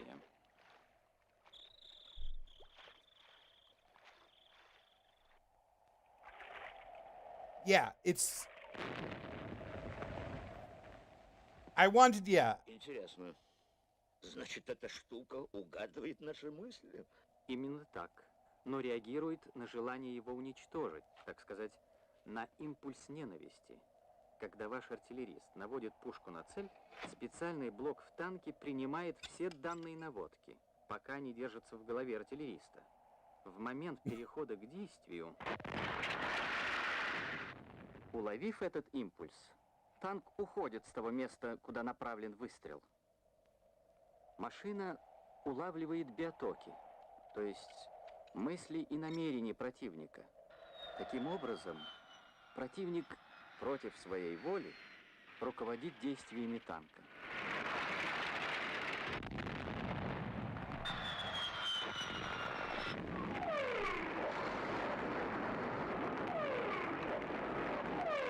Hand-drawn, hand-colored. Прекрасно. Но пока это только оборона. А как он... Like the colors, the photographic thing is, it's being shot. I'm sorry, I just think it's so clever. They shot it on 2 cells, and the color layer is underneath the line layer, and it's being held in such a position that it's out of focus, so you're getting all these amazing photorealistic blends going. Поведет наступление. Я должен включить другой блок. Давайте. Фу. Жарко.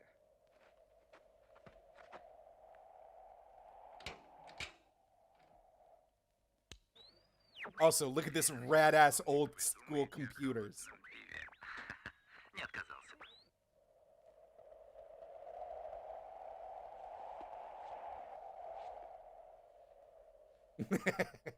Что-нибудь заело? Reeves, nitpick away. В порядке. Просто машине нужен сигнал. Импульс страха. Противник, боясь быть уничтоженным, сообщит машине информацию о своей уязвимости. Тогда танк и начнет атаку. Ладно, пообедаем. А затем приступим к дальнейшему. Думаю, испытания пока проходят успешно, а? Будь у нас несколько сотен таких машин, мы бы не ушли из наших колоний. Главное, на него нельзя напасть неожиданно. Помните Африку? Сколько танков у нас пожгли черномазые? А почему бы не сделать такой же самолет? Не только самолет. Ракету, вообще все виды оружия. Правильно. Послушайте, профессор. Эй, профессор, очнитесь. Почему вы раньше не выдумали вашу машину? Мы остались бы в колониях навсегда. Spooky Dookie, yes. Был с вами в колонии. Его даже наградили медалью. Поздравляю вас. Посмертно. Выражаю вам свое соболезнование. Can't even look him in the eye. Это война. И потери неизбежны. Да, это война. Вы любите воевать? Вам понравилось новое оружие? Прекрасно. Вы испытаете его на себе, не на других. Я уже говорил, танк реагирует на импульс страха. Старайтесь не думать об опасности. Машина читает мысли, а мне бояться нечего. У меня на земле никого не осталось. Черт возьми, мы находимся в секторе обстрела.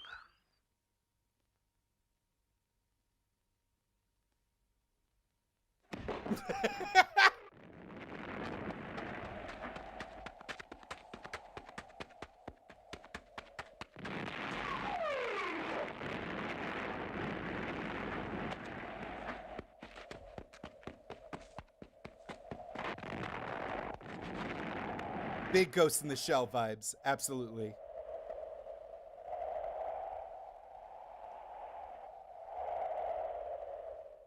Больше не стреляет. Очевидно, всех уничтожил. А я в мертвой зоне. Чудовищная машина. Вот ведь выдумал идиот. А вдруг он использует... Mirrodin, that made me laugh.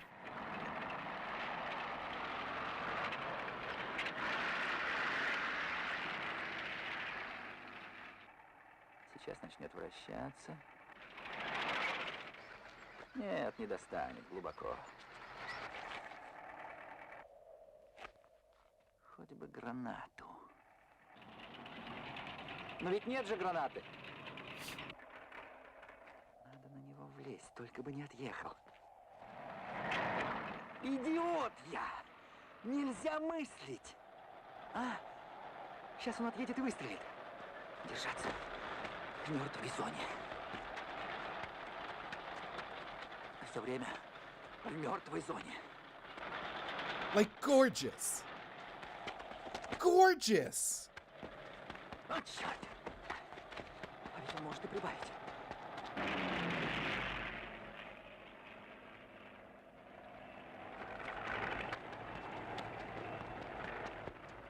Бегите. Сообщите, что моя жизнь в опасности. Кому? Все погибли. Так сделайте же что-нибудь. Вот. Что это? Медаль, которой вы наградили посмертно моего сына.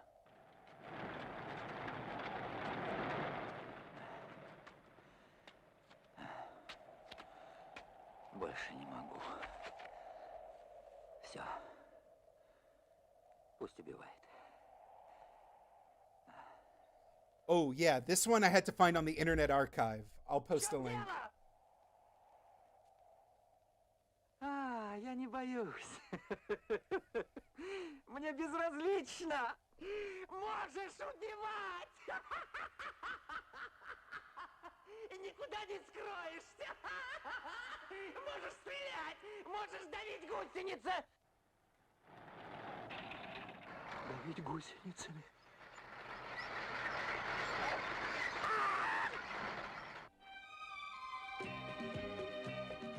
Ты видишь?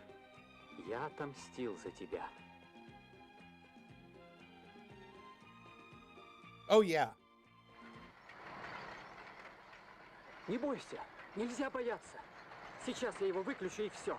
И он нам не страшен. Только не бойся. Выключу, и он нам не страшен. Oh my God. Modern Bard, I'm sorry you're having a bad time. It'll be over in a second. You can walk away. It's okay. Я тебя создал. Я ночей не спал. Вся жизнь на тебя ушла. Я хотел отомстить. И все.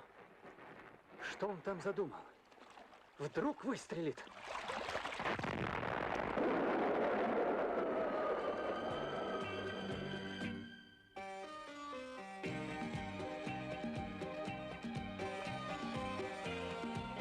And then the cool ass ending.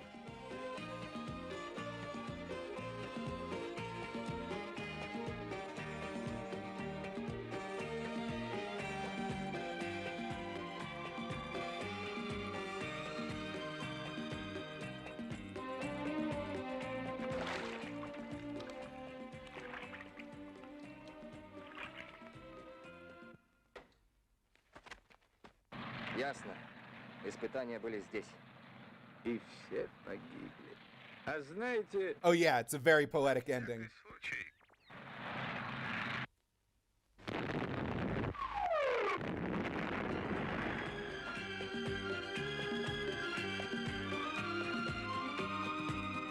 Oh, absolutely, a heavy metal segment. Oof. Right? Right? Like, holy shit. That is, you can find it on the Internet Archive. It's just Polygon Soviet animation. I'll post a link into the Twitch chat. But yeah, I just wanted to end this little sojourn into the wacky world of Soviet animation with like just a no compromises banger. Just an absolute banger. Just an actual legitly captivating piece of business. But yeah, right? Just a whole world. There's so much more of this shit. I want to watch so much more.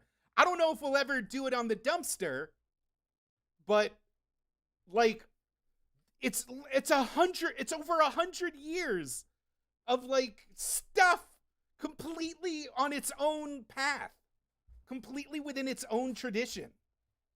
It's so rad. Too beautiful for the dumpster. Yeah.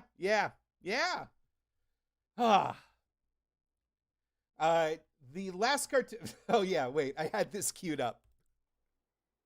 What the hell was that? Sorry. Always, I just needed to do that. That's how we'll end our sojourn into Russian. I mean, I don't think we'd ever do a whiz brew on it.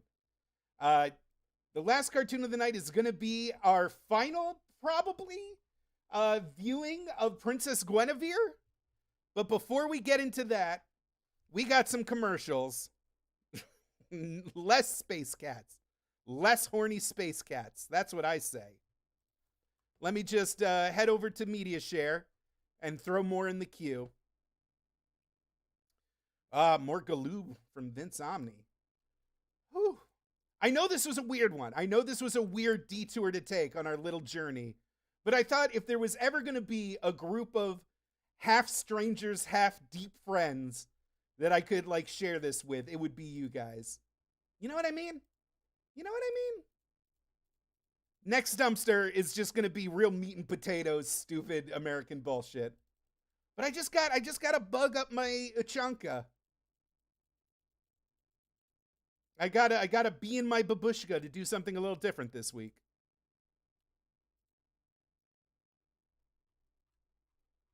So here we go with our first commercial in this block. Vince Omni donated for this and says, nothing like a toy that has the only job. Okay, I'm sorry.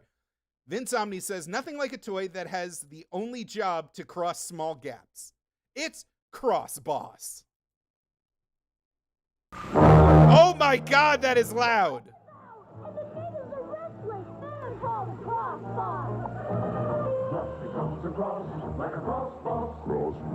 Piston 4x4 that's not afraid to cross the danger line. Crossboss carries its own automatic bridge to climb and conquer anything. Crossboss, batteries not included. Another power machine from Galoob. And this one, Volks. Oh shit! I remember this one. Gentleman Toad says, one of my favorite commercials when I was a kid, even though I had no strong opinions on Volkswagen.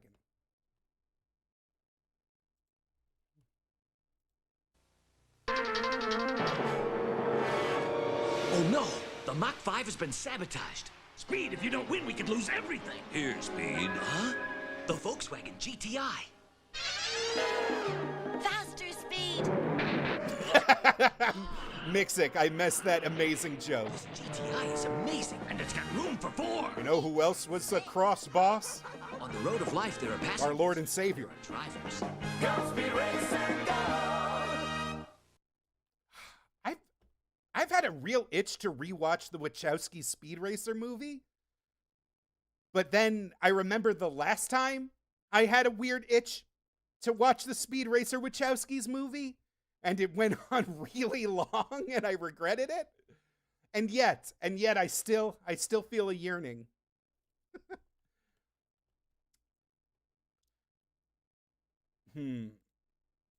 Wait. Ooh. Hold on, let me bring that back. Media share. Come on, get it together.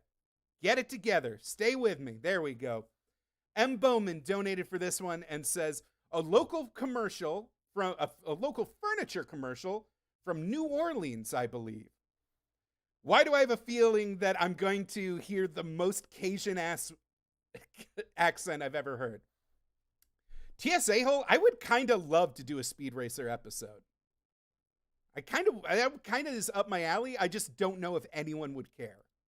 Frankie and Johnny Furniture is having a sale. Right now, you can buy 3 complete rooms of furniture for only $699 with only $250 down. Just $50 down on select items will put you in a great bedroom set or living room set today with no problem. All senior citizens get a 10% discount. Bad credit or no credit, no problem. Are you on welfare or Social Security? Are you newlyweds? No problem. Come see us. I say, this is Frankie and Johnny's, the place that lets you have it with no problem.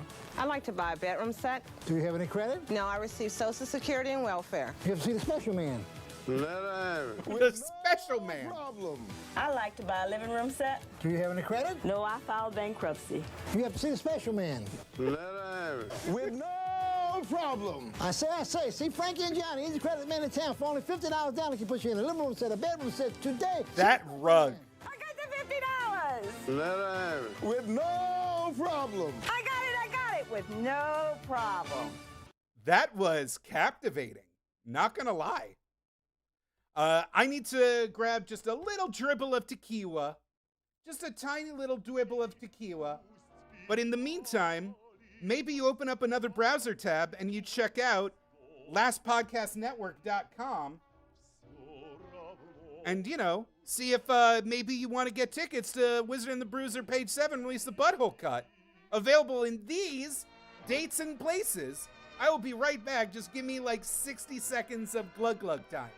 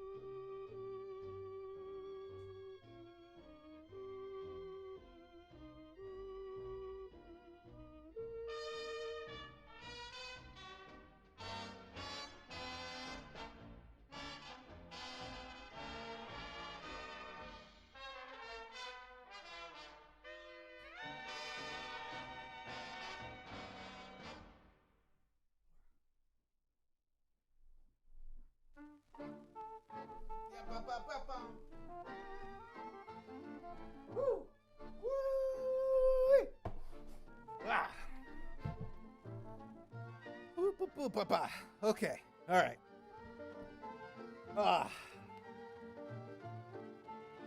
I checked in on our cat, little man, and he was sleeping on Marie's side of the bed because he misses her. It's very cute and very sad.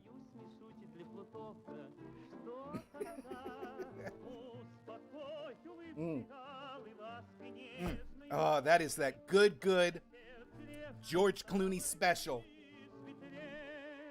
Huh? Who said they were going to be in the Denver one? Spooky Dookie. I'd love to see ya. Ooh, Death Maggot. You're going to be in Michigan. Oh, my goodness. Oh, my goodness. Oh, gotta pay the cheese tax. Yes. All right.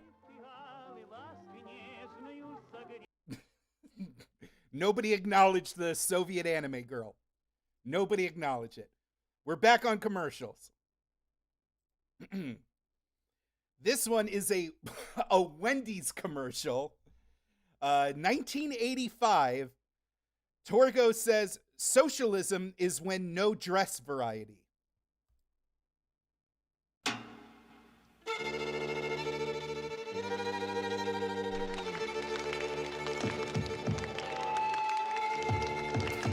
Pay attention, please. Thank you. Is next day there? Very nice. Is next evening there? Very nice. Having no choice is no fun. That's why at Wendy's, every hamburger isn't dressed the same. You'll get your choice of fresh toppings, fresh tomatoes, fresh lettuce, fresh onions, cheese, bacon, and more. Having a choice is better than not. Is next swimwear. Who picks the tomatoes? Who chops the lettuce? Who bakes the buns? Maybe if they're not in none of the, it's not in season, maybe it's okay. Maybe it's okay you don't get the tomatoes and you get the tomatoes later when they're in season. Maybe that's not the end of the world. That's all I'm saying.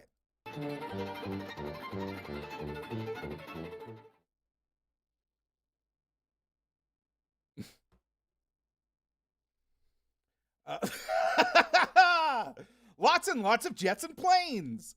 Modern Bard donated for this one. I remembered the lots and lots of trains and tried to see if there was one for jets and planes, but all I found was this surprisingly catchy song. Oh, okay. TSA hole? I don't have a P.O. box. I should, but I don't, so you're just gonna have to trust that I will appreciate booze. Or trust that I will drink booze in your absence, and you can just relax and not involve the postal service.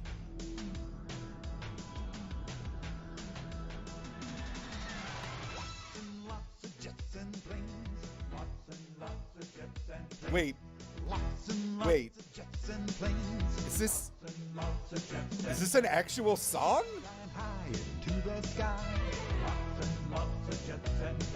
I'm gonna have to check for copyright. If I get even the beginning of a ding on YouTube, I'm shutting this down. Over the sea, defying the laws of gravity. Lots and lots of jets and planes. Lots and lots of jets and planes. Roger that. You are clear. Oh, good. We got a tower. We got a control tower breakdown.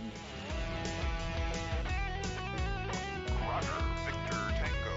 Proceed to 30,000 feet and maintain altitude. Lots and no. Oh, got ahead of it.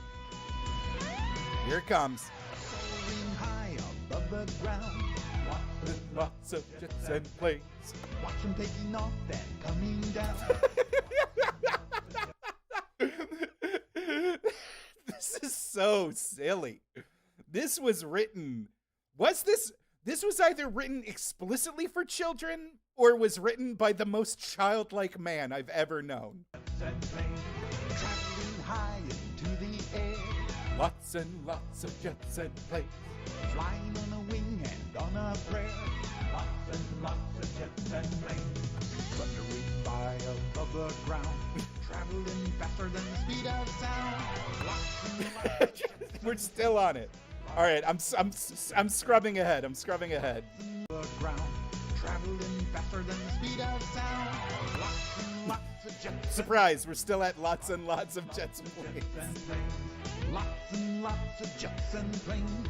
Lots and lots of jets and planes. Wow. Honestly, I think I'm a better person for having listened to that. Skulk, when did you show up? Did you miss all the crazy Russia shit? Did you just completely miss all the crazy Russia shit? Oh my God. Spider Sam with the classic Mikhail Gorbachev. Okay, good. You saw the cool thing.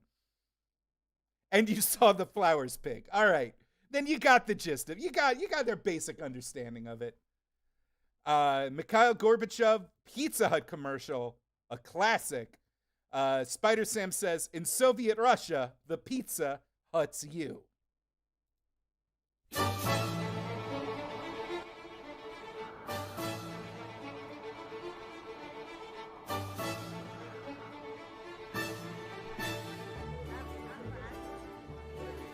Это Горбачев. Горбачев.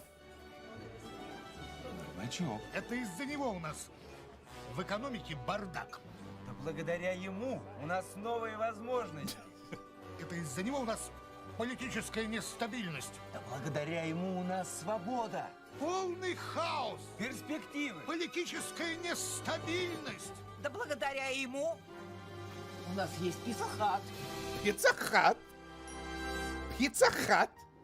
За Горбачева! За Горбачева! За Горбачева! Sometimes nothing brings people together like a nice hot pizza from Pizza Hut.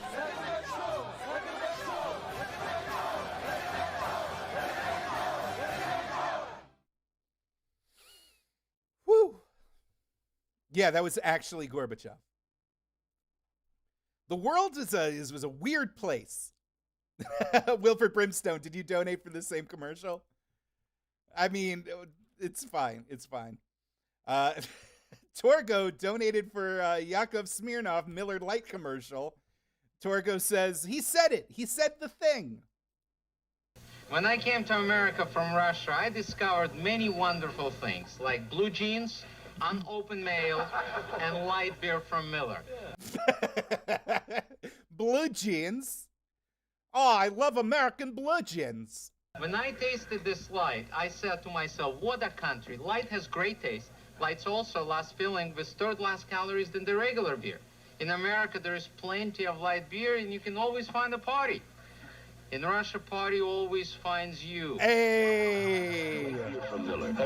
He did it. He did the thing. He did the thing. It's a good bit. I'm never going to be mad at someone who found a good bit. My wife. TSA, oh, how dare you. Vince Omni with another Galoob power machine. Vince Omni says Galoob put a lot of emphasis on tires back in the day.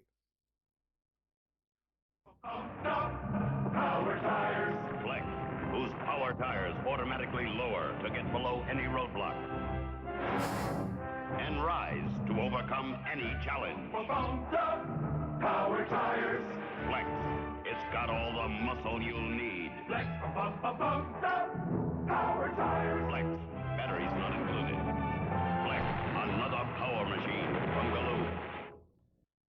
Skulk, thank you for pointing out that was explicitly not automatic.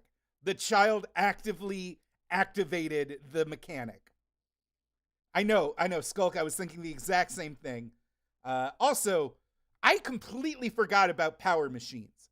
Like, in my head, it just got, like, smushed into the same memory file as Power Wheels. Like, if you were like, hey, what were power machines? It'd be like, yeah, you know, the little, like, electric cars that, like, a 5-year-old can drive. You know, power machines. Yeah, power machines. I remember those. Like, I completely forgot it was a separate and distinct toy line. Wait. Something got screwed up. Let me retry that. There we go. Media Share was like, Vladimir Lenin, no. Penguins. We were doing penguins. Ah, okay. That's it. It got skipped. Another Soviet Union commercial. Torgo donated for this and says, "The collapse of the Soviet Union, parentheses, 1991, colorized."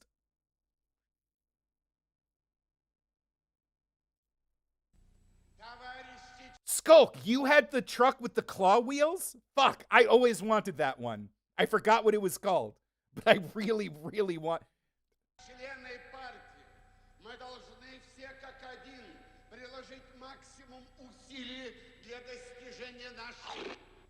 It didn't work. Fuck. The animal. It was the animal. The animal. Something revolutionary is happening. It's new Doritos Light. Ugh. Doritos Light with 1/3 less oil. See? They'll be taking over parties everywhere. God, the idea that it's like, fuck communism. Here you get shitty chips that don't help anybody lose weight. Shitty chips that, if we break down the nutritional science, actually make you gain more weight. Fucking awful. Awful. Boba Fetish, welcome back. I'm glad you're alive.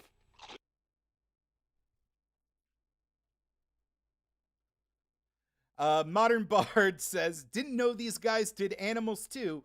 Hope you like penguins, because there's lots and lots of them. I do. I adore penguins. Don't threaten me with a good time, Modern Bard. Here they come, slipping and sliding down the snow and ice. It's lots and lots and lots and lots and lots and lots and lots of penguins. The coolest collection of penguin videos we've ever offered. And now, through this special TV offer, you'll get lots and lots and lots and lots and lots and lots and lots of penguins. First, you'll get big penguins, little penguins, tall penguins, little penguins, big penguins, baby penguins, little penguins, big penguins. Is this a parody? This is a parody. Little penguins, baby penguins, even this is a re-edit. Through the air. Plus, marching penguins, silly penguins, playful penguins, silly penguins, playful penguins, marching penguins, playful.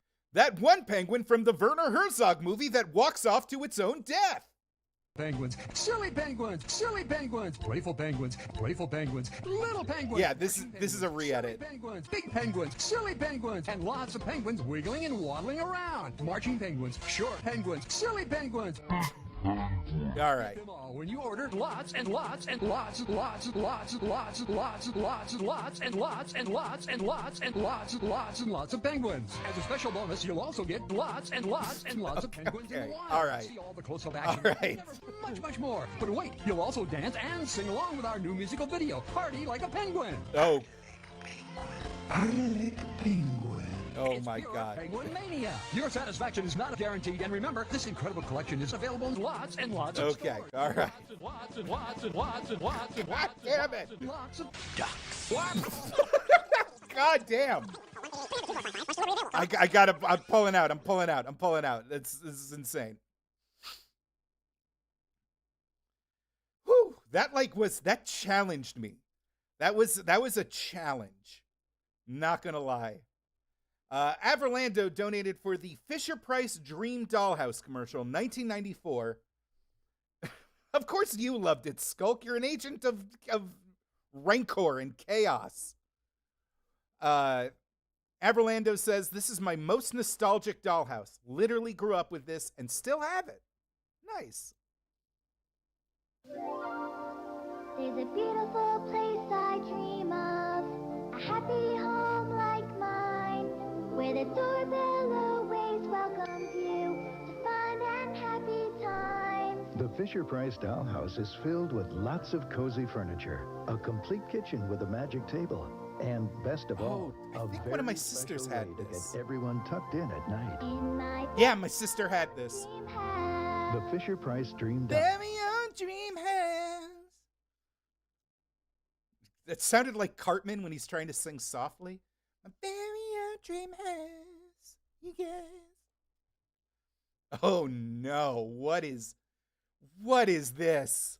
Is this real? Is this real? Vasty says, happy Thursday, pals. God, the 1-900 number craze was so out of control. I think this is going to be real.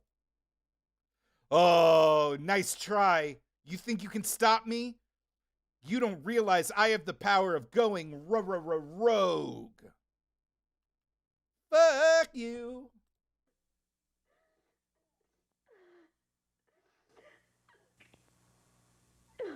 It's so soft. What makes people all over America break down and cry like this? Call 1-900-9099-CRY and This hear is it so for yourself. weird. $2 for the first minute, 45 cents each additional minute. If you're under 18, ask your parents before you call. 1-900. Mom, Dad, I need $5 to cry on the phone. Yeah, I'll pay you back. Come on, I want to call the number and weep by the windowsill. God, you never let me do anything. I just want to cry on the phone. Deborah. 9099-CRY. That was bizarre. That was absolutely bizarre. Dial an insult? Fuck. God, it's all bad. It's all bad. The entire industry is awful. All right. Back to media share. Lots and lots and lots and lots and lots of tears. Wilfred Brimstone, this is the Mikhail Gorbachev commercial again. Thank you so much. Wilfred said, never forget, comrade. I'm going to move on, but thank you. Thank you so much for your donation.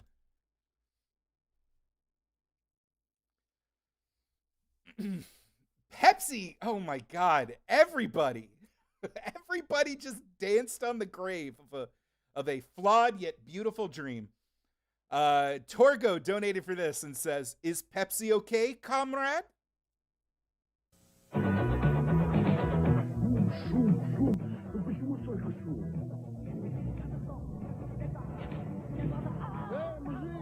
Not very long ago, America introduced Pepsi to the Soviet Union. And while it may be just a coincidence, a lot of refreshing changes have taken place ever since. Pepsi, a generation ahead. Weird. Pepsi, very funny two-man shoe. Pepsi is very, very funny. I'm loving it. Russian 2003 McDonald's commercial. Spider Sam says, I don't know what else to say except this song is a bop. I will judge what is bop. It is I, the bop judger, here to report and see if this holds up to my highly rigorous bop standards. Fuck, it's so loud.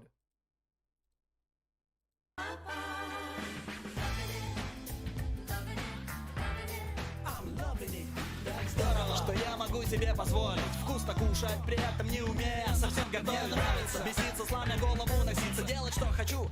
Не надо на меня коситься. Okay. Идти по жизни с поднятой головой, действовать, побеждать и быть самим собой. Так здорово, что я не похож ни на кого. Что хотите, говорите, мне все равно. It's not a bop. It is not, it's not like extremely a bop. And it's, I don't know, I'm hovering. Let's see if they do anything else interesting.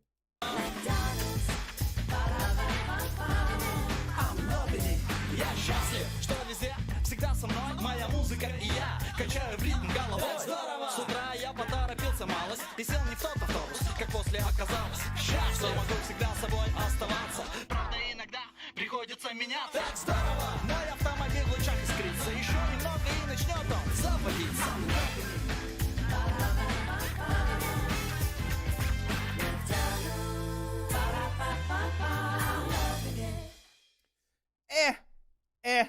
Somebody said it sounds like Japanese rap, and like, it sounds like something I would only like if it had an accompanying memorable scene from an anime to go with it. You know what I mean? I'm gonna say not a bop.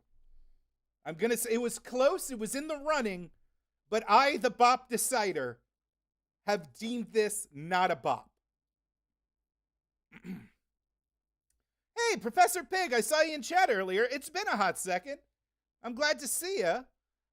This is Wallace and Gromit and DFS, which I don't know what that acronym stands for. Department of Family Snuggles? No, that sounded gross. I shouldn't have said that. Department of Financial Services? Probably that. TV's Brent, it does not mean down for sex. I almost assuredly can believe that is not it. All right, fine. Professor Pig says it's been a while. It has, but I'm glad to see you again. Is it ready yet, Wallace?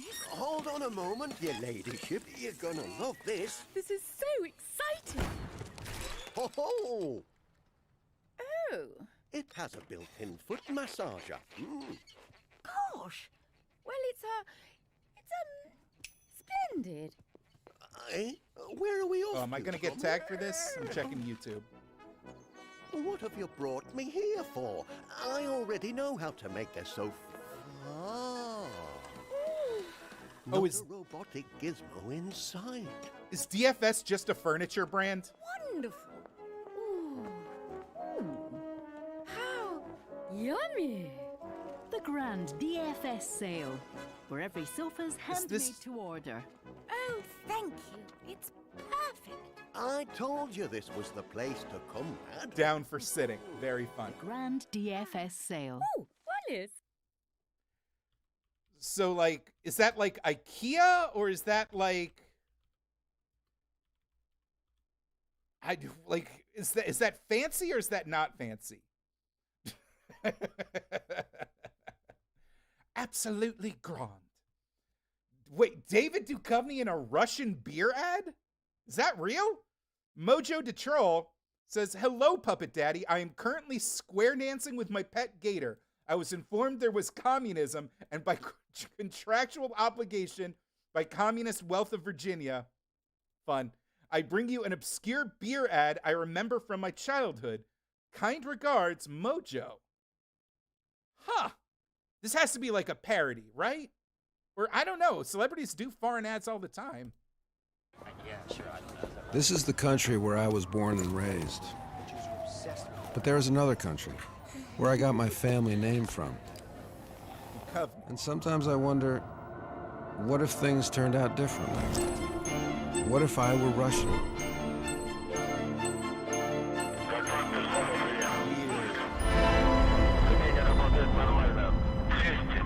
Could I still be among the stars? What?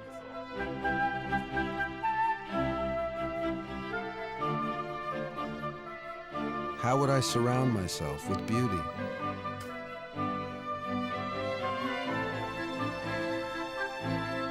What role could I play?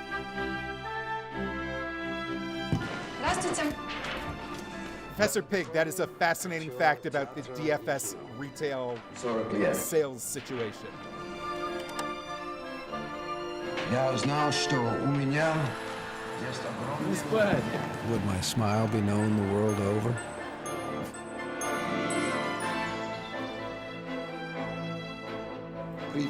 What path would I choose?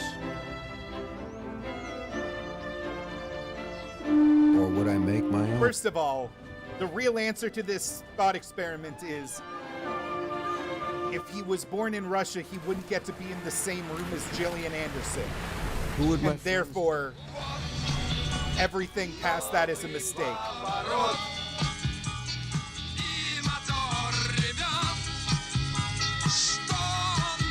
What song would turn my life around?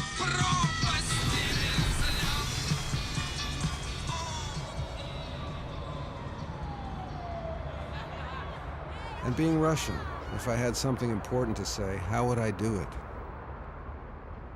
Я узнал, что у меня есть огромная родня. Тропинка или сок, каждый колосок. Речка, небо надо мною. Это все мое родное.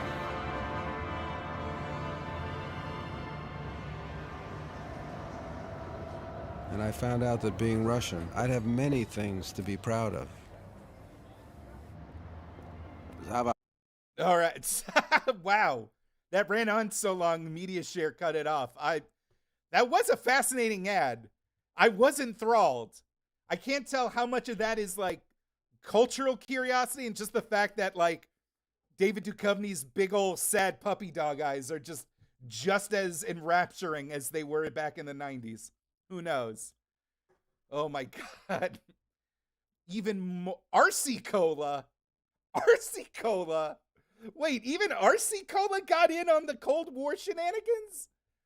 Torgo donated for this and says, oh God, he says, is this ethnic cleansing? This feels like ethnic cleansing. Jesus. This is going to be an intense cola commercial.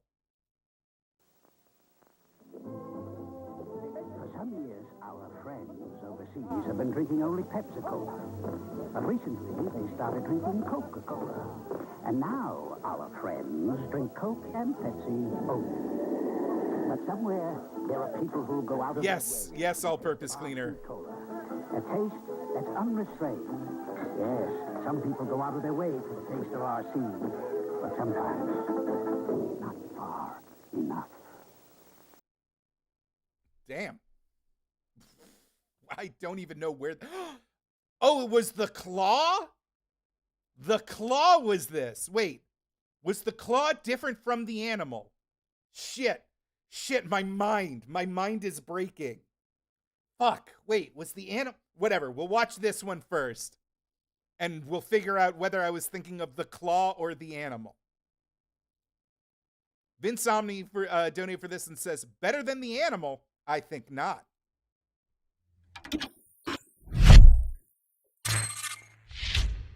God. The claw. When it gets out, nothing gets in its way. That's what I was thinking of. Wait. The claw fights back with wheel-splitting reaction traction. Yes. Yes. Yes, I was thinking of this one. The claw. The power to beat the toughest roadblocks. It can take on anything. Even the unexpected is no match for the claw. Battery's not included. Hey, it goes where it wants. The animal was the one where, like, the wheels just sprout little paws, right? Like, just little hands come out of the wheels. The claw, the one where the wheels, like, split open and there's, like, little wheel fangs. That's the one that I just, like, wanted more than my next breath. That's the one I wanted.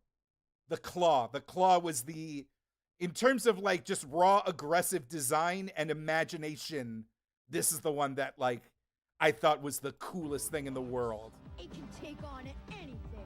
Even the unexpected is no match for the claw. The claw. Hey, it goes where it wants.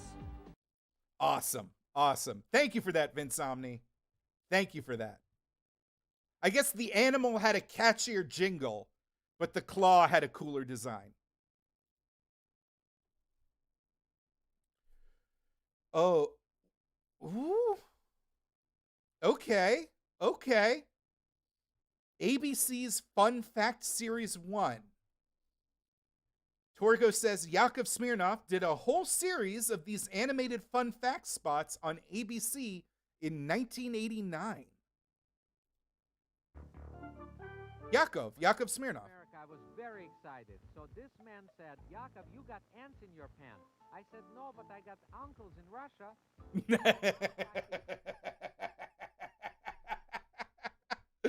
No, but I've got uncles in Russia. Great. Incredible. So this man said, Yakov, you got ants in your pants. I said, no, but I got uncles in Russia. The fun fact is, in South America, special ants are used instead of stitches. Then they're peeled off. That's why ants stay away from the medical school. Terrifying. Terrifying laugh.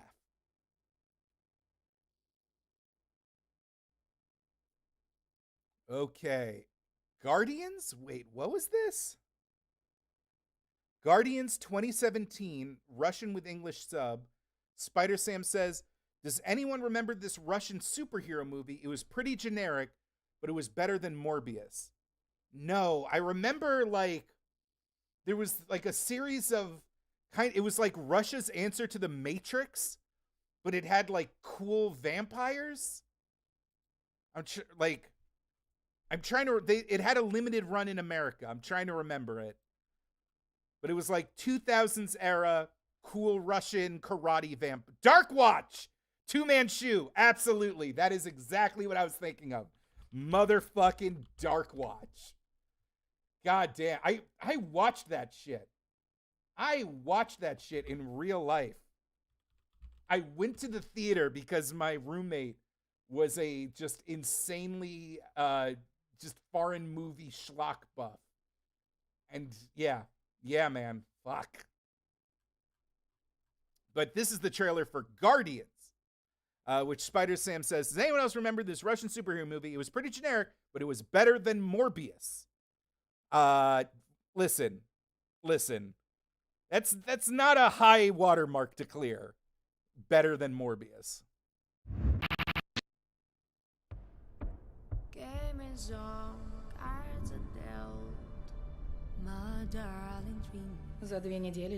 Dottie, I'm sorry you're stuck in a furniture assembly nightmare zone. Oh, it was Night Watch. Night Watch. That's right. Как называется моя миссия? Защитники. Thank you. Thank you for the correction, Red Age.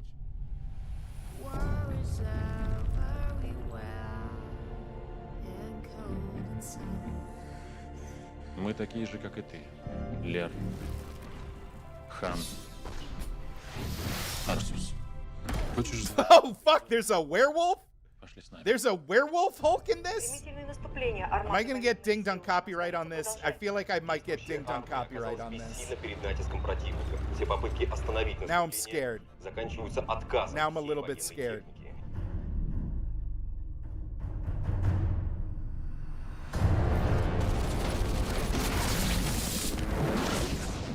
I mean, so far so good. Not seeing a warning.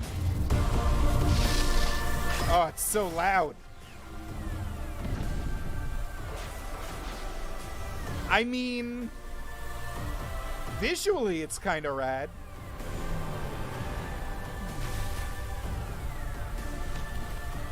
I mean,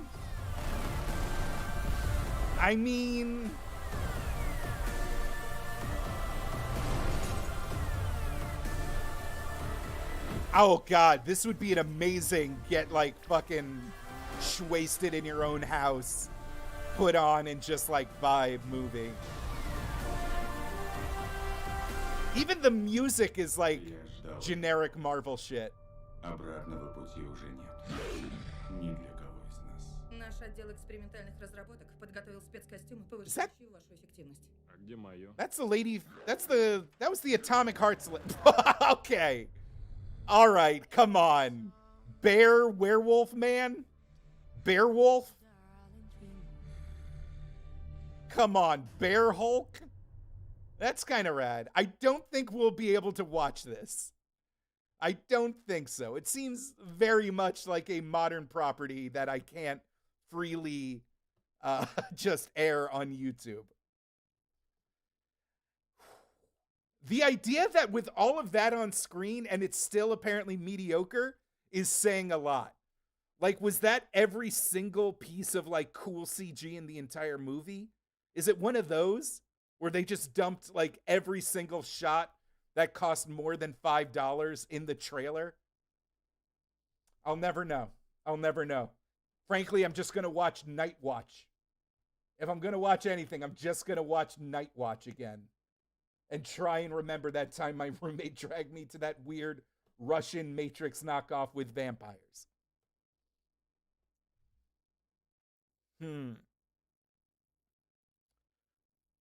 I mean, that's an interesting angle, Red Age. It's an interesting angle. Where did Media Share go? Media Share, come back to me. Come back to me. We have to watch this. What is this, a Nerf blaster? Come on. Come on. Come on, buddy. The Eliminator. The Eliminator. Tales of the Brad said, long-time lurker, first-time submitting. Ah. Hey there. Enjoy one of my favorite childhood toys. I am the Eliminator. I bring you 7 awesome solving weapons. Oh, this thing! The power sword. Oh. The army machine gun. The bayonet machine gun. Cyber gun. Alone they're incredible. Together they're unstoppable. Take 7 guns. Put them in one gun. That's the... Awesome weapons with light and sound. Batteries not included. That's, I don't know if maybe a cousin had that. I feel like I had some kind of experience with that.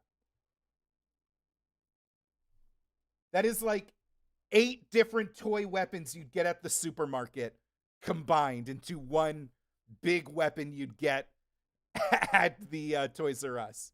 Or maybe KB. Feels like a KB toy. You know what I mean? M. Bowman donated for this Star Trek Burger King commercial. And he says, these masks are strangely disturbing. I'm going to say these masks are perfectly understandably disturbing. I can coherently and logically point out and understand exactly why everything I'm looking at is upsetting. Bye.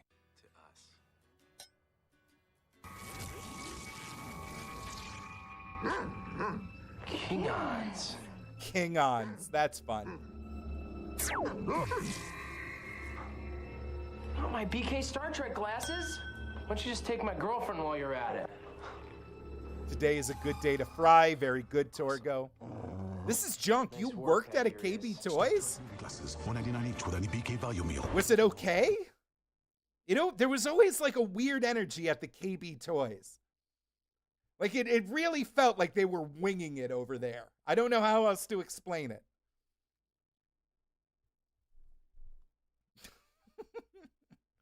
Another Wendy's Soviet commercial. This is Torgo who says, Wendy's really had it out for Mother Russia. This is Junk says, working at KB was really fun. Nixik says, is KB short for Kurgerbing? Which is a very funny thing you just said. But this is more dunking on the Soviet Union from Dave Thomas and Wendy's.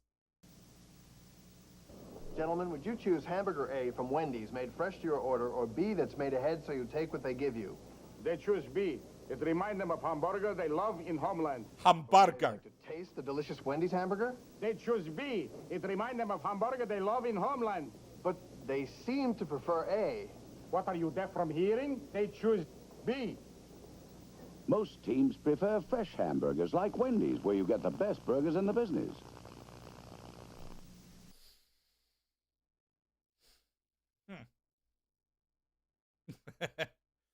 What is this?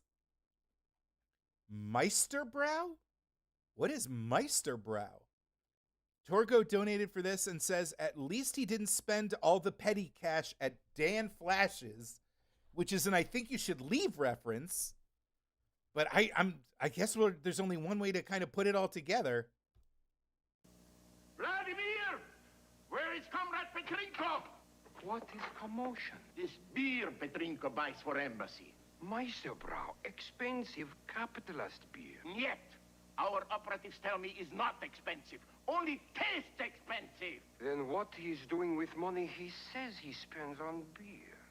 I want to buy big American automobile with tail fins. Rich, smooth Meisterbrow. It only tastes expensive. God.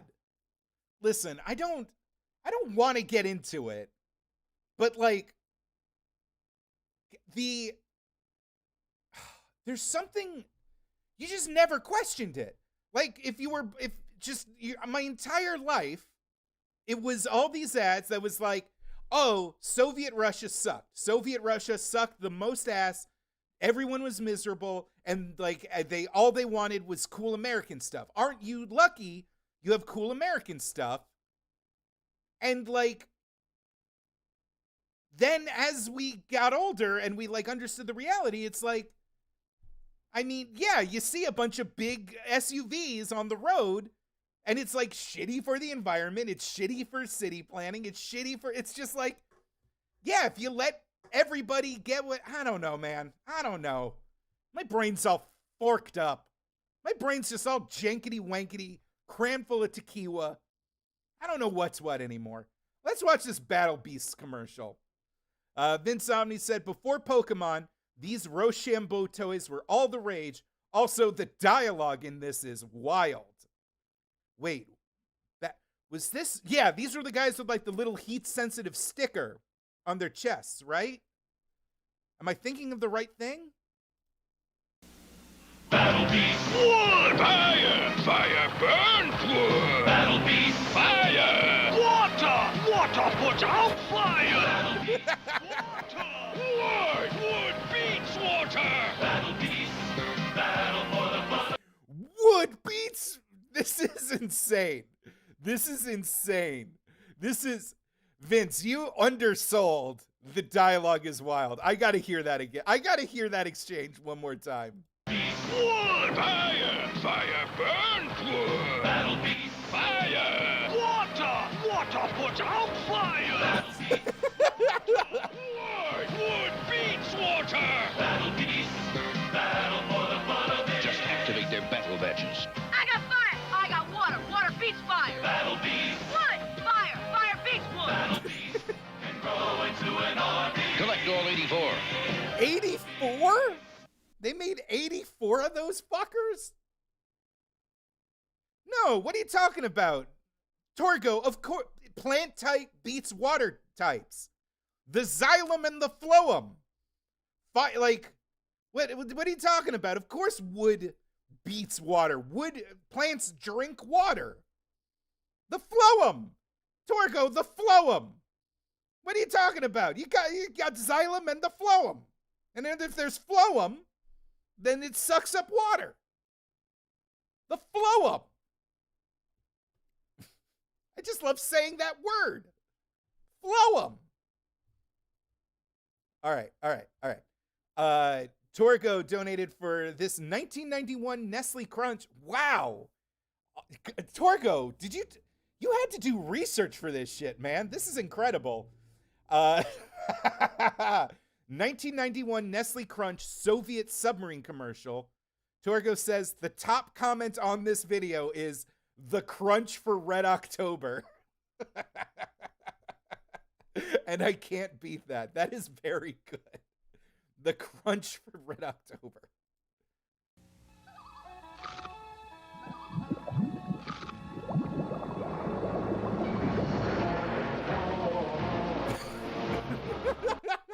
God. Oh, yeah. Oh. God. Even their music was evil.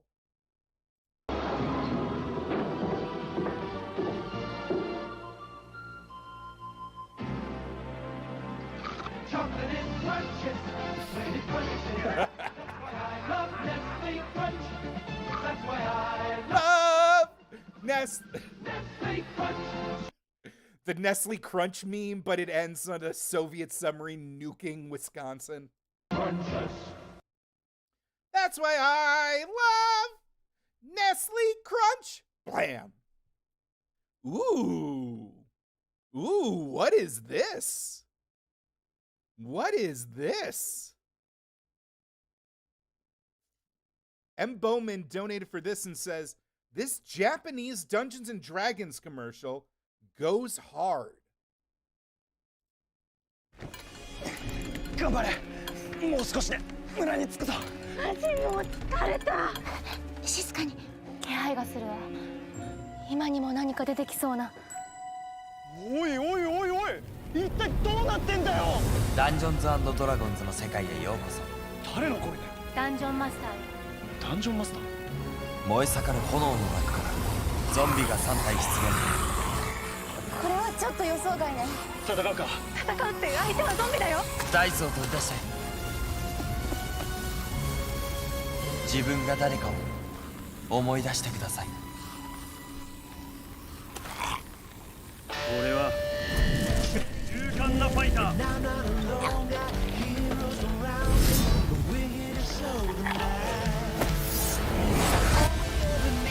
私はレンジャー。私はウィザード。私はウィザード。こ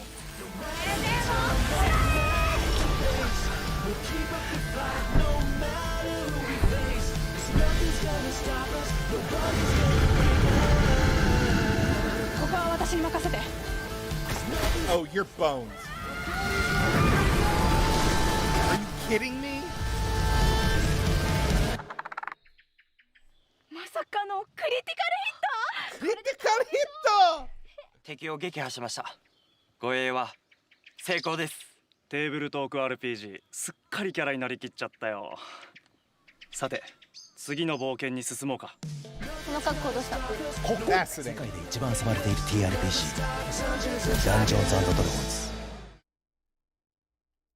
It's a little bit fascinating that, like, the country that streamlined the video game RPG and made it a global force has to, like, come back around and get reintroduced to the concept of tabletop RPGs, right? There's something there. There's something interesting there. Genghis John says, gotta say, playing D&D while wasted at a campsite is a good time. No lies detected there.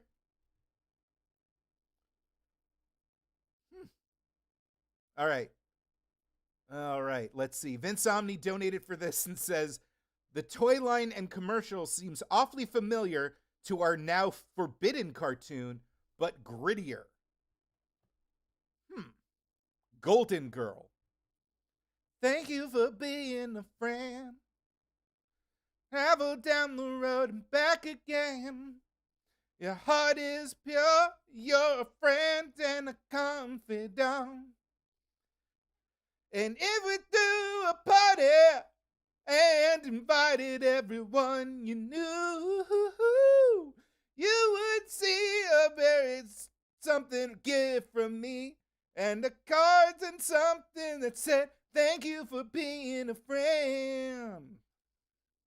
Someday I'm gonna be an acrobat. I'm gonna be in the Olympics. I'm gonna be Golden Girl. Golden Girl. I'm gonna wear a fucking metal bikini that's gonna chafe my cooch. Shield and sword. Together with Ruby, Jade, and Onyx. We'll defeat Dragon Queen, Wild One, and Voltura. Golden Girl and the Guardians of the Gemstone. Golden Girl and the Guardians of the Gemstone, each sold separately, new from Galoob. Fascinating. I am Golden Girl, and only I can save our... Earth children, check out my rockin' tatas in this tight armor bodice. Girl, and only I can save Argonia. I will battle Dragon Queen and her evil army. Wild One, Voltura, Moth Lady, and Ogra. Moth Lady? Wait, Moth Lady. Moth Lady. That's who's in the squad? All right, cool. Ogra.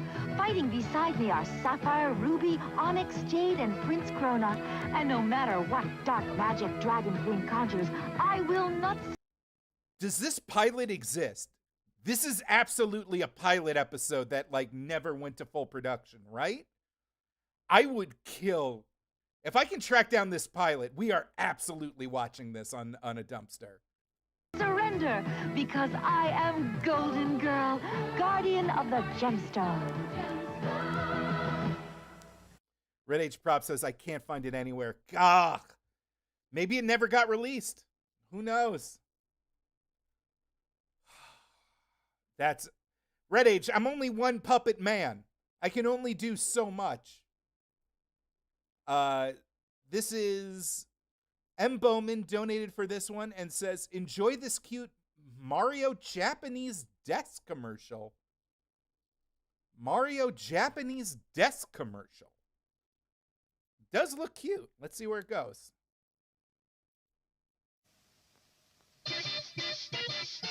Oh, this is really good.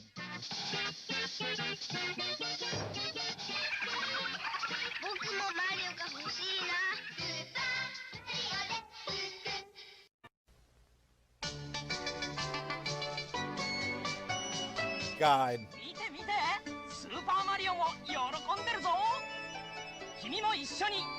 The Mario movie of my dreams is not the one we just got. It would be one entirely animated in that art style.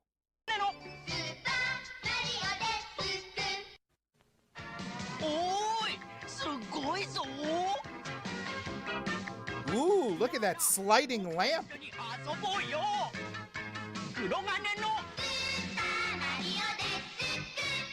Desuku. Desuku. Oh, shit.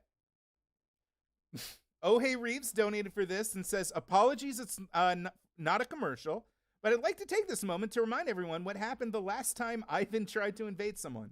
This is Swallowing Dust by Alexander Doroshenko, Slava, Ukraine. Honestly, we had some laughs, we had some fun, but like global politics is a real thing. It is a real thing. This is a war song for the Afghan war, and it like has brutal lyrics, and it's about a soldier dying in the deserts of Afghanistan after his helicopter was downed. I don't know if we'll play the whole thing, but like it's intense.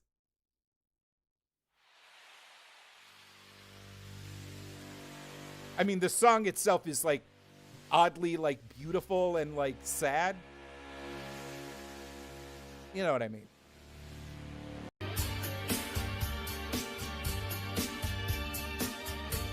Anti-war song. Thank you for the correction, Reeves. Anti-war song. It is absolutely a protest song. You're right. I glossed over that.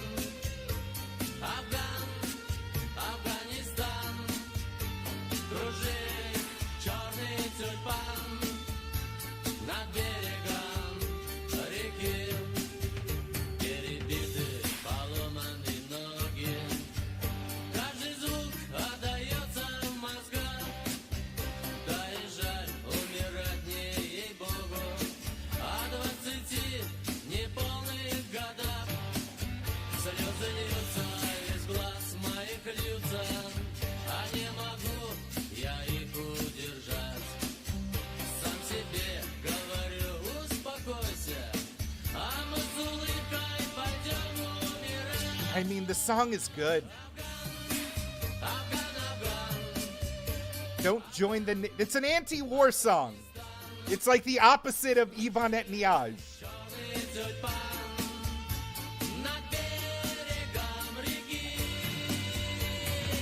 I'm not getting copyright dinged, am I? No, we're clear.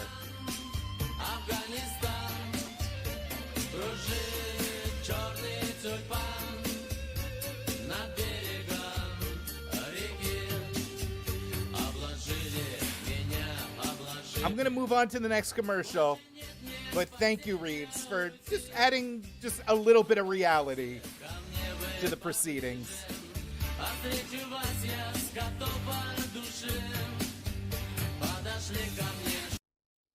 Whew. It's definitely, it's not the same story we got from Rambo 3, I'll tell you that much. Bratz Cats. Well, this is going to be a weird 180. Who donated for this? Why did MediaShare conk out on me? This is Papango, who donated Papango, you donated 69 and I completely glossed over it? Fuck! Papango, are you still here? Papango, that was very nice. You donated $69 and I was just up my own butthole. I'm so sorry. Thank you so much. Fuck. Papango, thank you thank you for the very generous and hilarious donation of $69. It's deeply appreciated. Helps keep cat food in the cat bowl. helps keep the lights on, helps keep the internet paid for, helps keep shoes on my feet. I appreciate it so, so very much. This is for Bratz Cats. Passion for fashion, passion for fashion.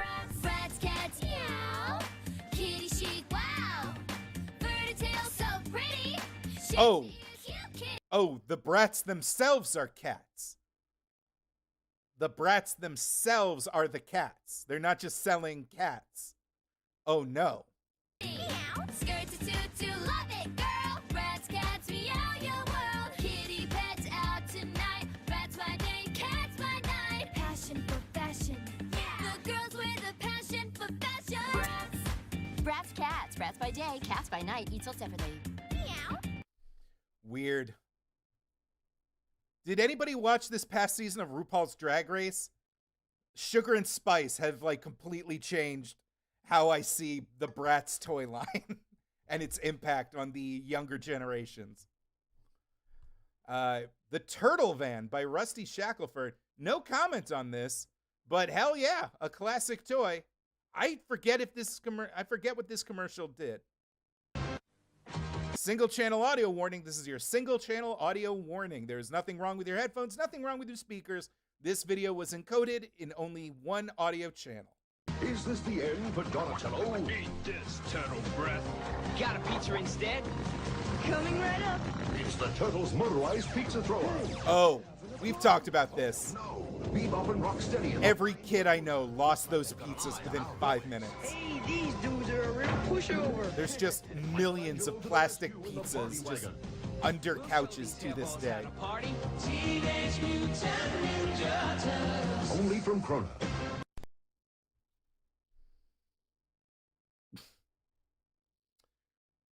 What is this? M. Bowman donated for this Japanese Street Fighter II Turbo commercial and says this live-action Street Fighter commercial is still better than the movie.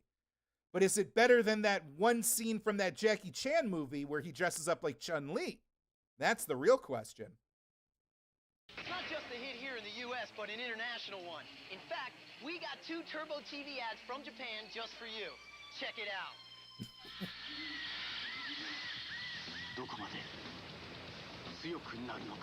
Wow.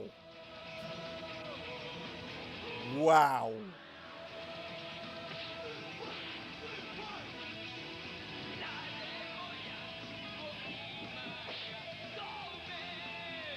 Wow. Top. Capcom. どこまで強くなるのか。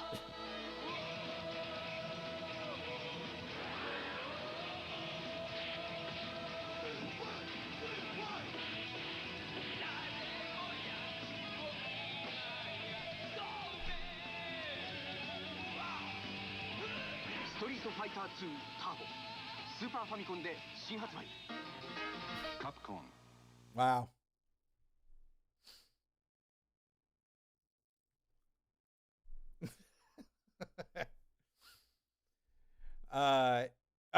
And this is Junk, also donated for the Yakov Smirnoff Miller Lite commercial.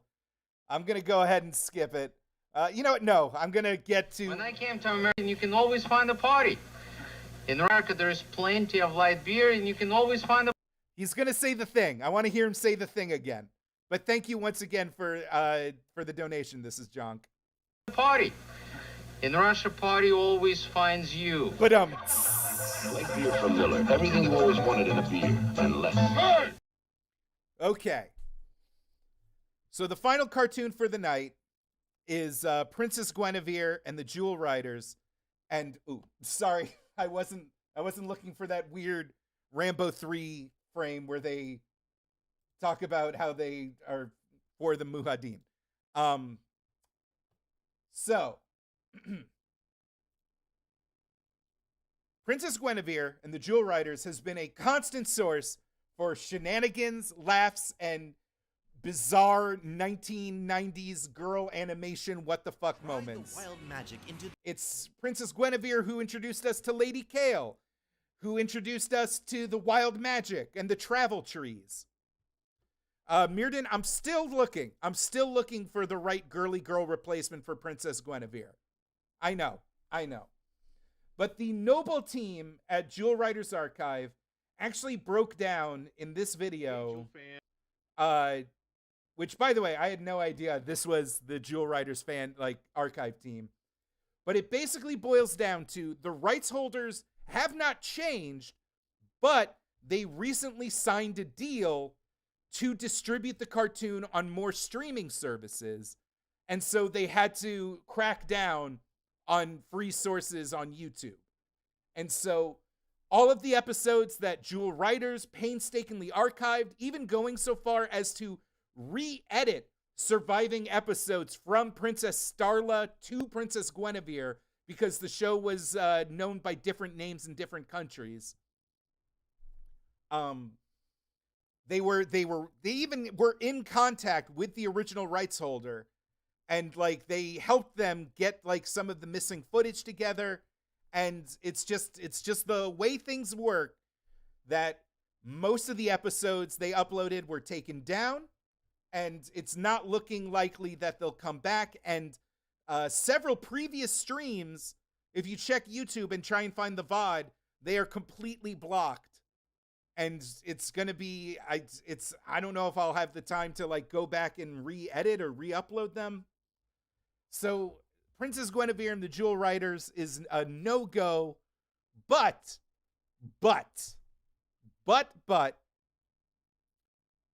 it turns out they missed one. There is one last episode that survived the culling. And that is the episode we're going to watch today. It is the last episode of the first season. I haven't pre-watched it, but I feel like it might give us a send-off. Also, the first episode survived the culling. I don't understand that either, but we watched that one already. Maybe, just maybe, we could do a Twitch-only, Gwennavir special stream. We could do that, because on Twitch, it's a little, more Wild West. But until further notice, this is the last episode we'll get away with streaming on the dumpster. It's sad because the second season introduces a second evil lady. Mixic, be still my heart. I can only handle one Lady Kale. Oh my goodness. But this is episode 13 of season 1. And apparently some shit goes down, but they'll explain it right now. But until further notice, this is the final entry that we can get away with of Princess Gwennavir and the Jewel Riders. It'll be my life's duty to find a new girly girl cartoon by next week. And, we'll see how it goes. But here... for me. Oh, no! Fuck! YouTube just got taken down. Oh, no. Fuck, hold on. Fuck! I could have sworn this one was safe. Fuck. We gotta keep going.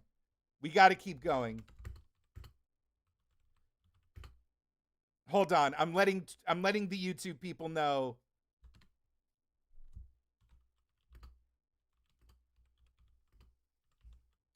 No, we're gonna finish this. I'm twitch.tv/PuppetJared. Let's just give the YouTube people a second to come in. Oh, God, that's so... fuck. I thought I had it. Unbelievable. Unbelievable. If there's still lurkers, I'm going to end the YouTube stream.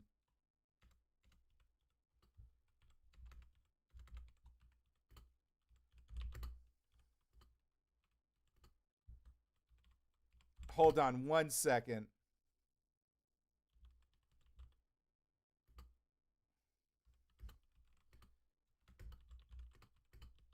Oh, I'm so sorry, guys. I'm so sorry.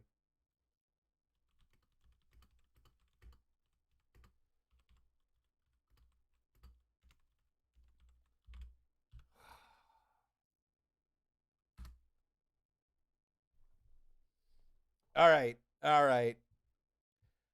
See, God. And the YouTube squad is so nice, is so cool, and I appreciate them. And there's enough of them that it would be like shitty to just give up on YouTube. Ah. And it adds a little bit of stakes to the stream. It gives me that adrenaline junkie hit, knowing that at any moment we could be under the gun. I mean, Mirden, what I am doing is theft. Theft is theft. I feel like, you know, the way copyright is set up, that, like, you know, we could be a little bit better about this kind of thing. But, sorry. All right, I'm ending the YouTube stream, and then we're going to get back into it. Avril, I know. YouTube is back because I stopped playing the episode. YouTube is back because I stopped playing the episode, but if I turn it back on, it's just going to interrupt again, or even worse, just shut down everything, or even give me I don't know. But I'm going to hit end stream. YouTube faithful, the glorious YouTube elite, thank you so much for spending the evening with me. If you can't do Twitch, I'm sorry.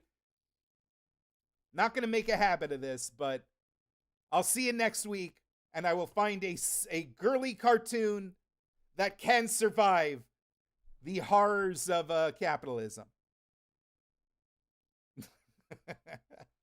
I'll see you next week, YouTube. God bless. Semper Fudge.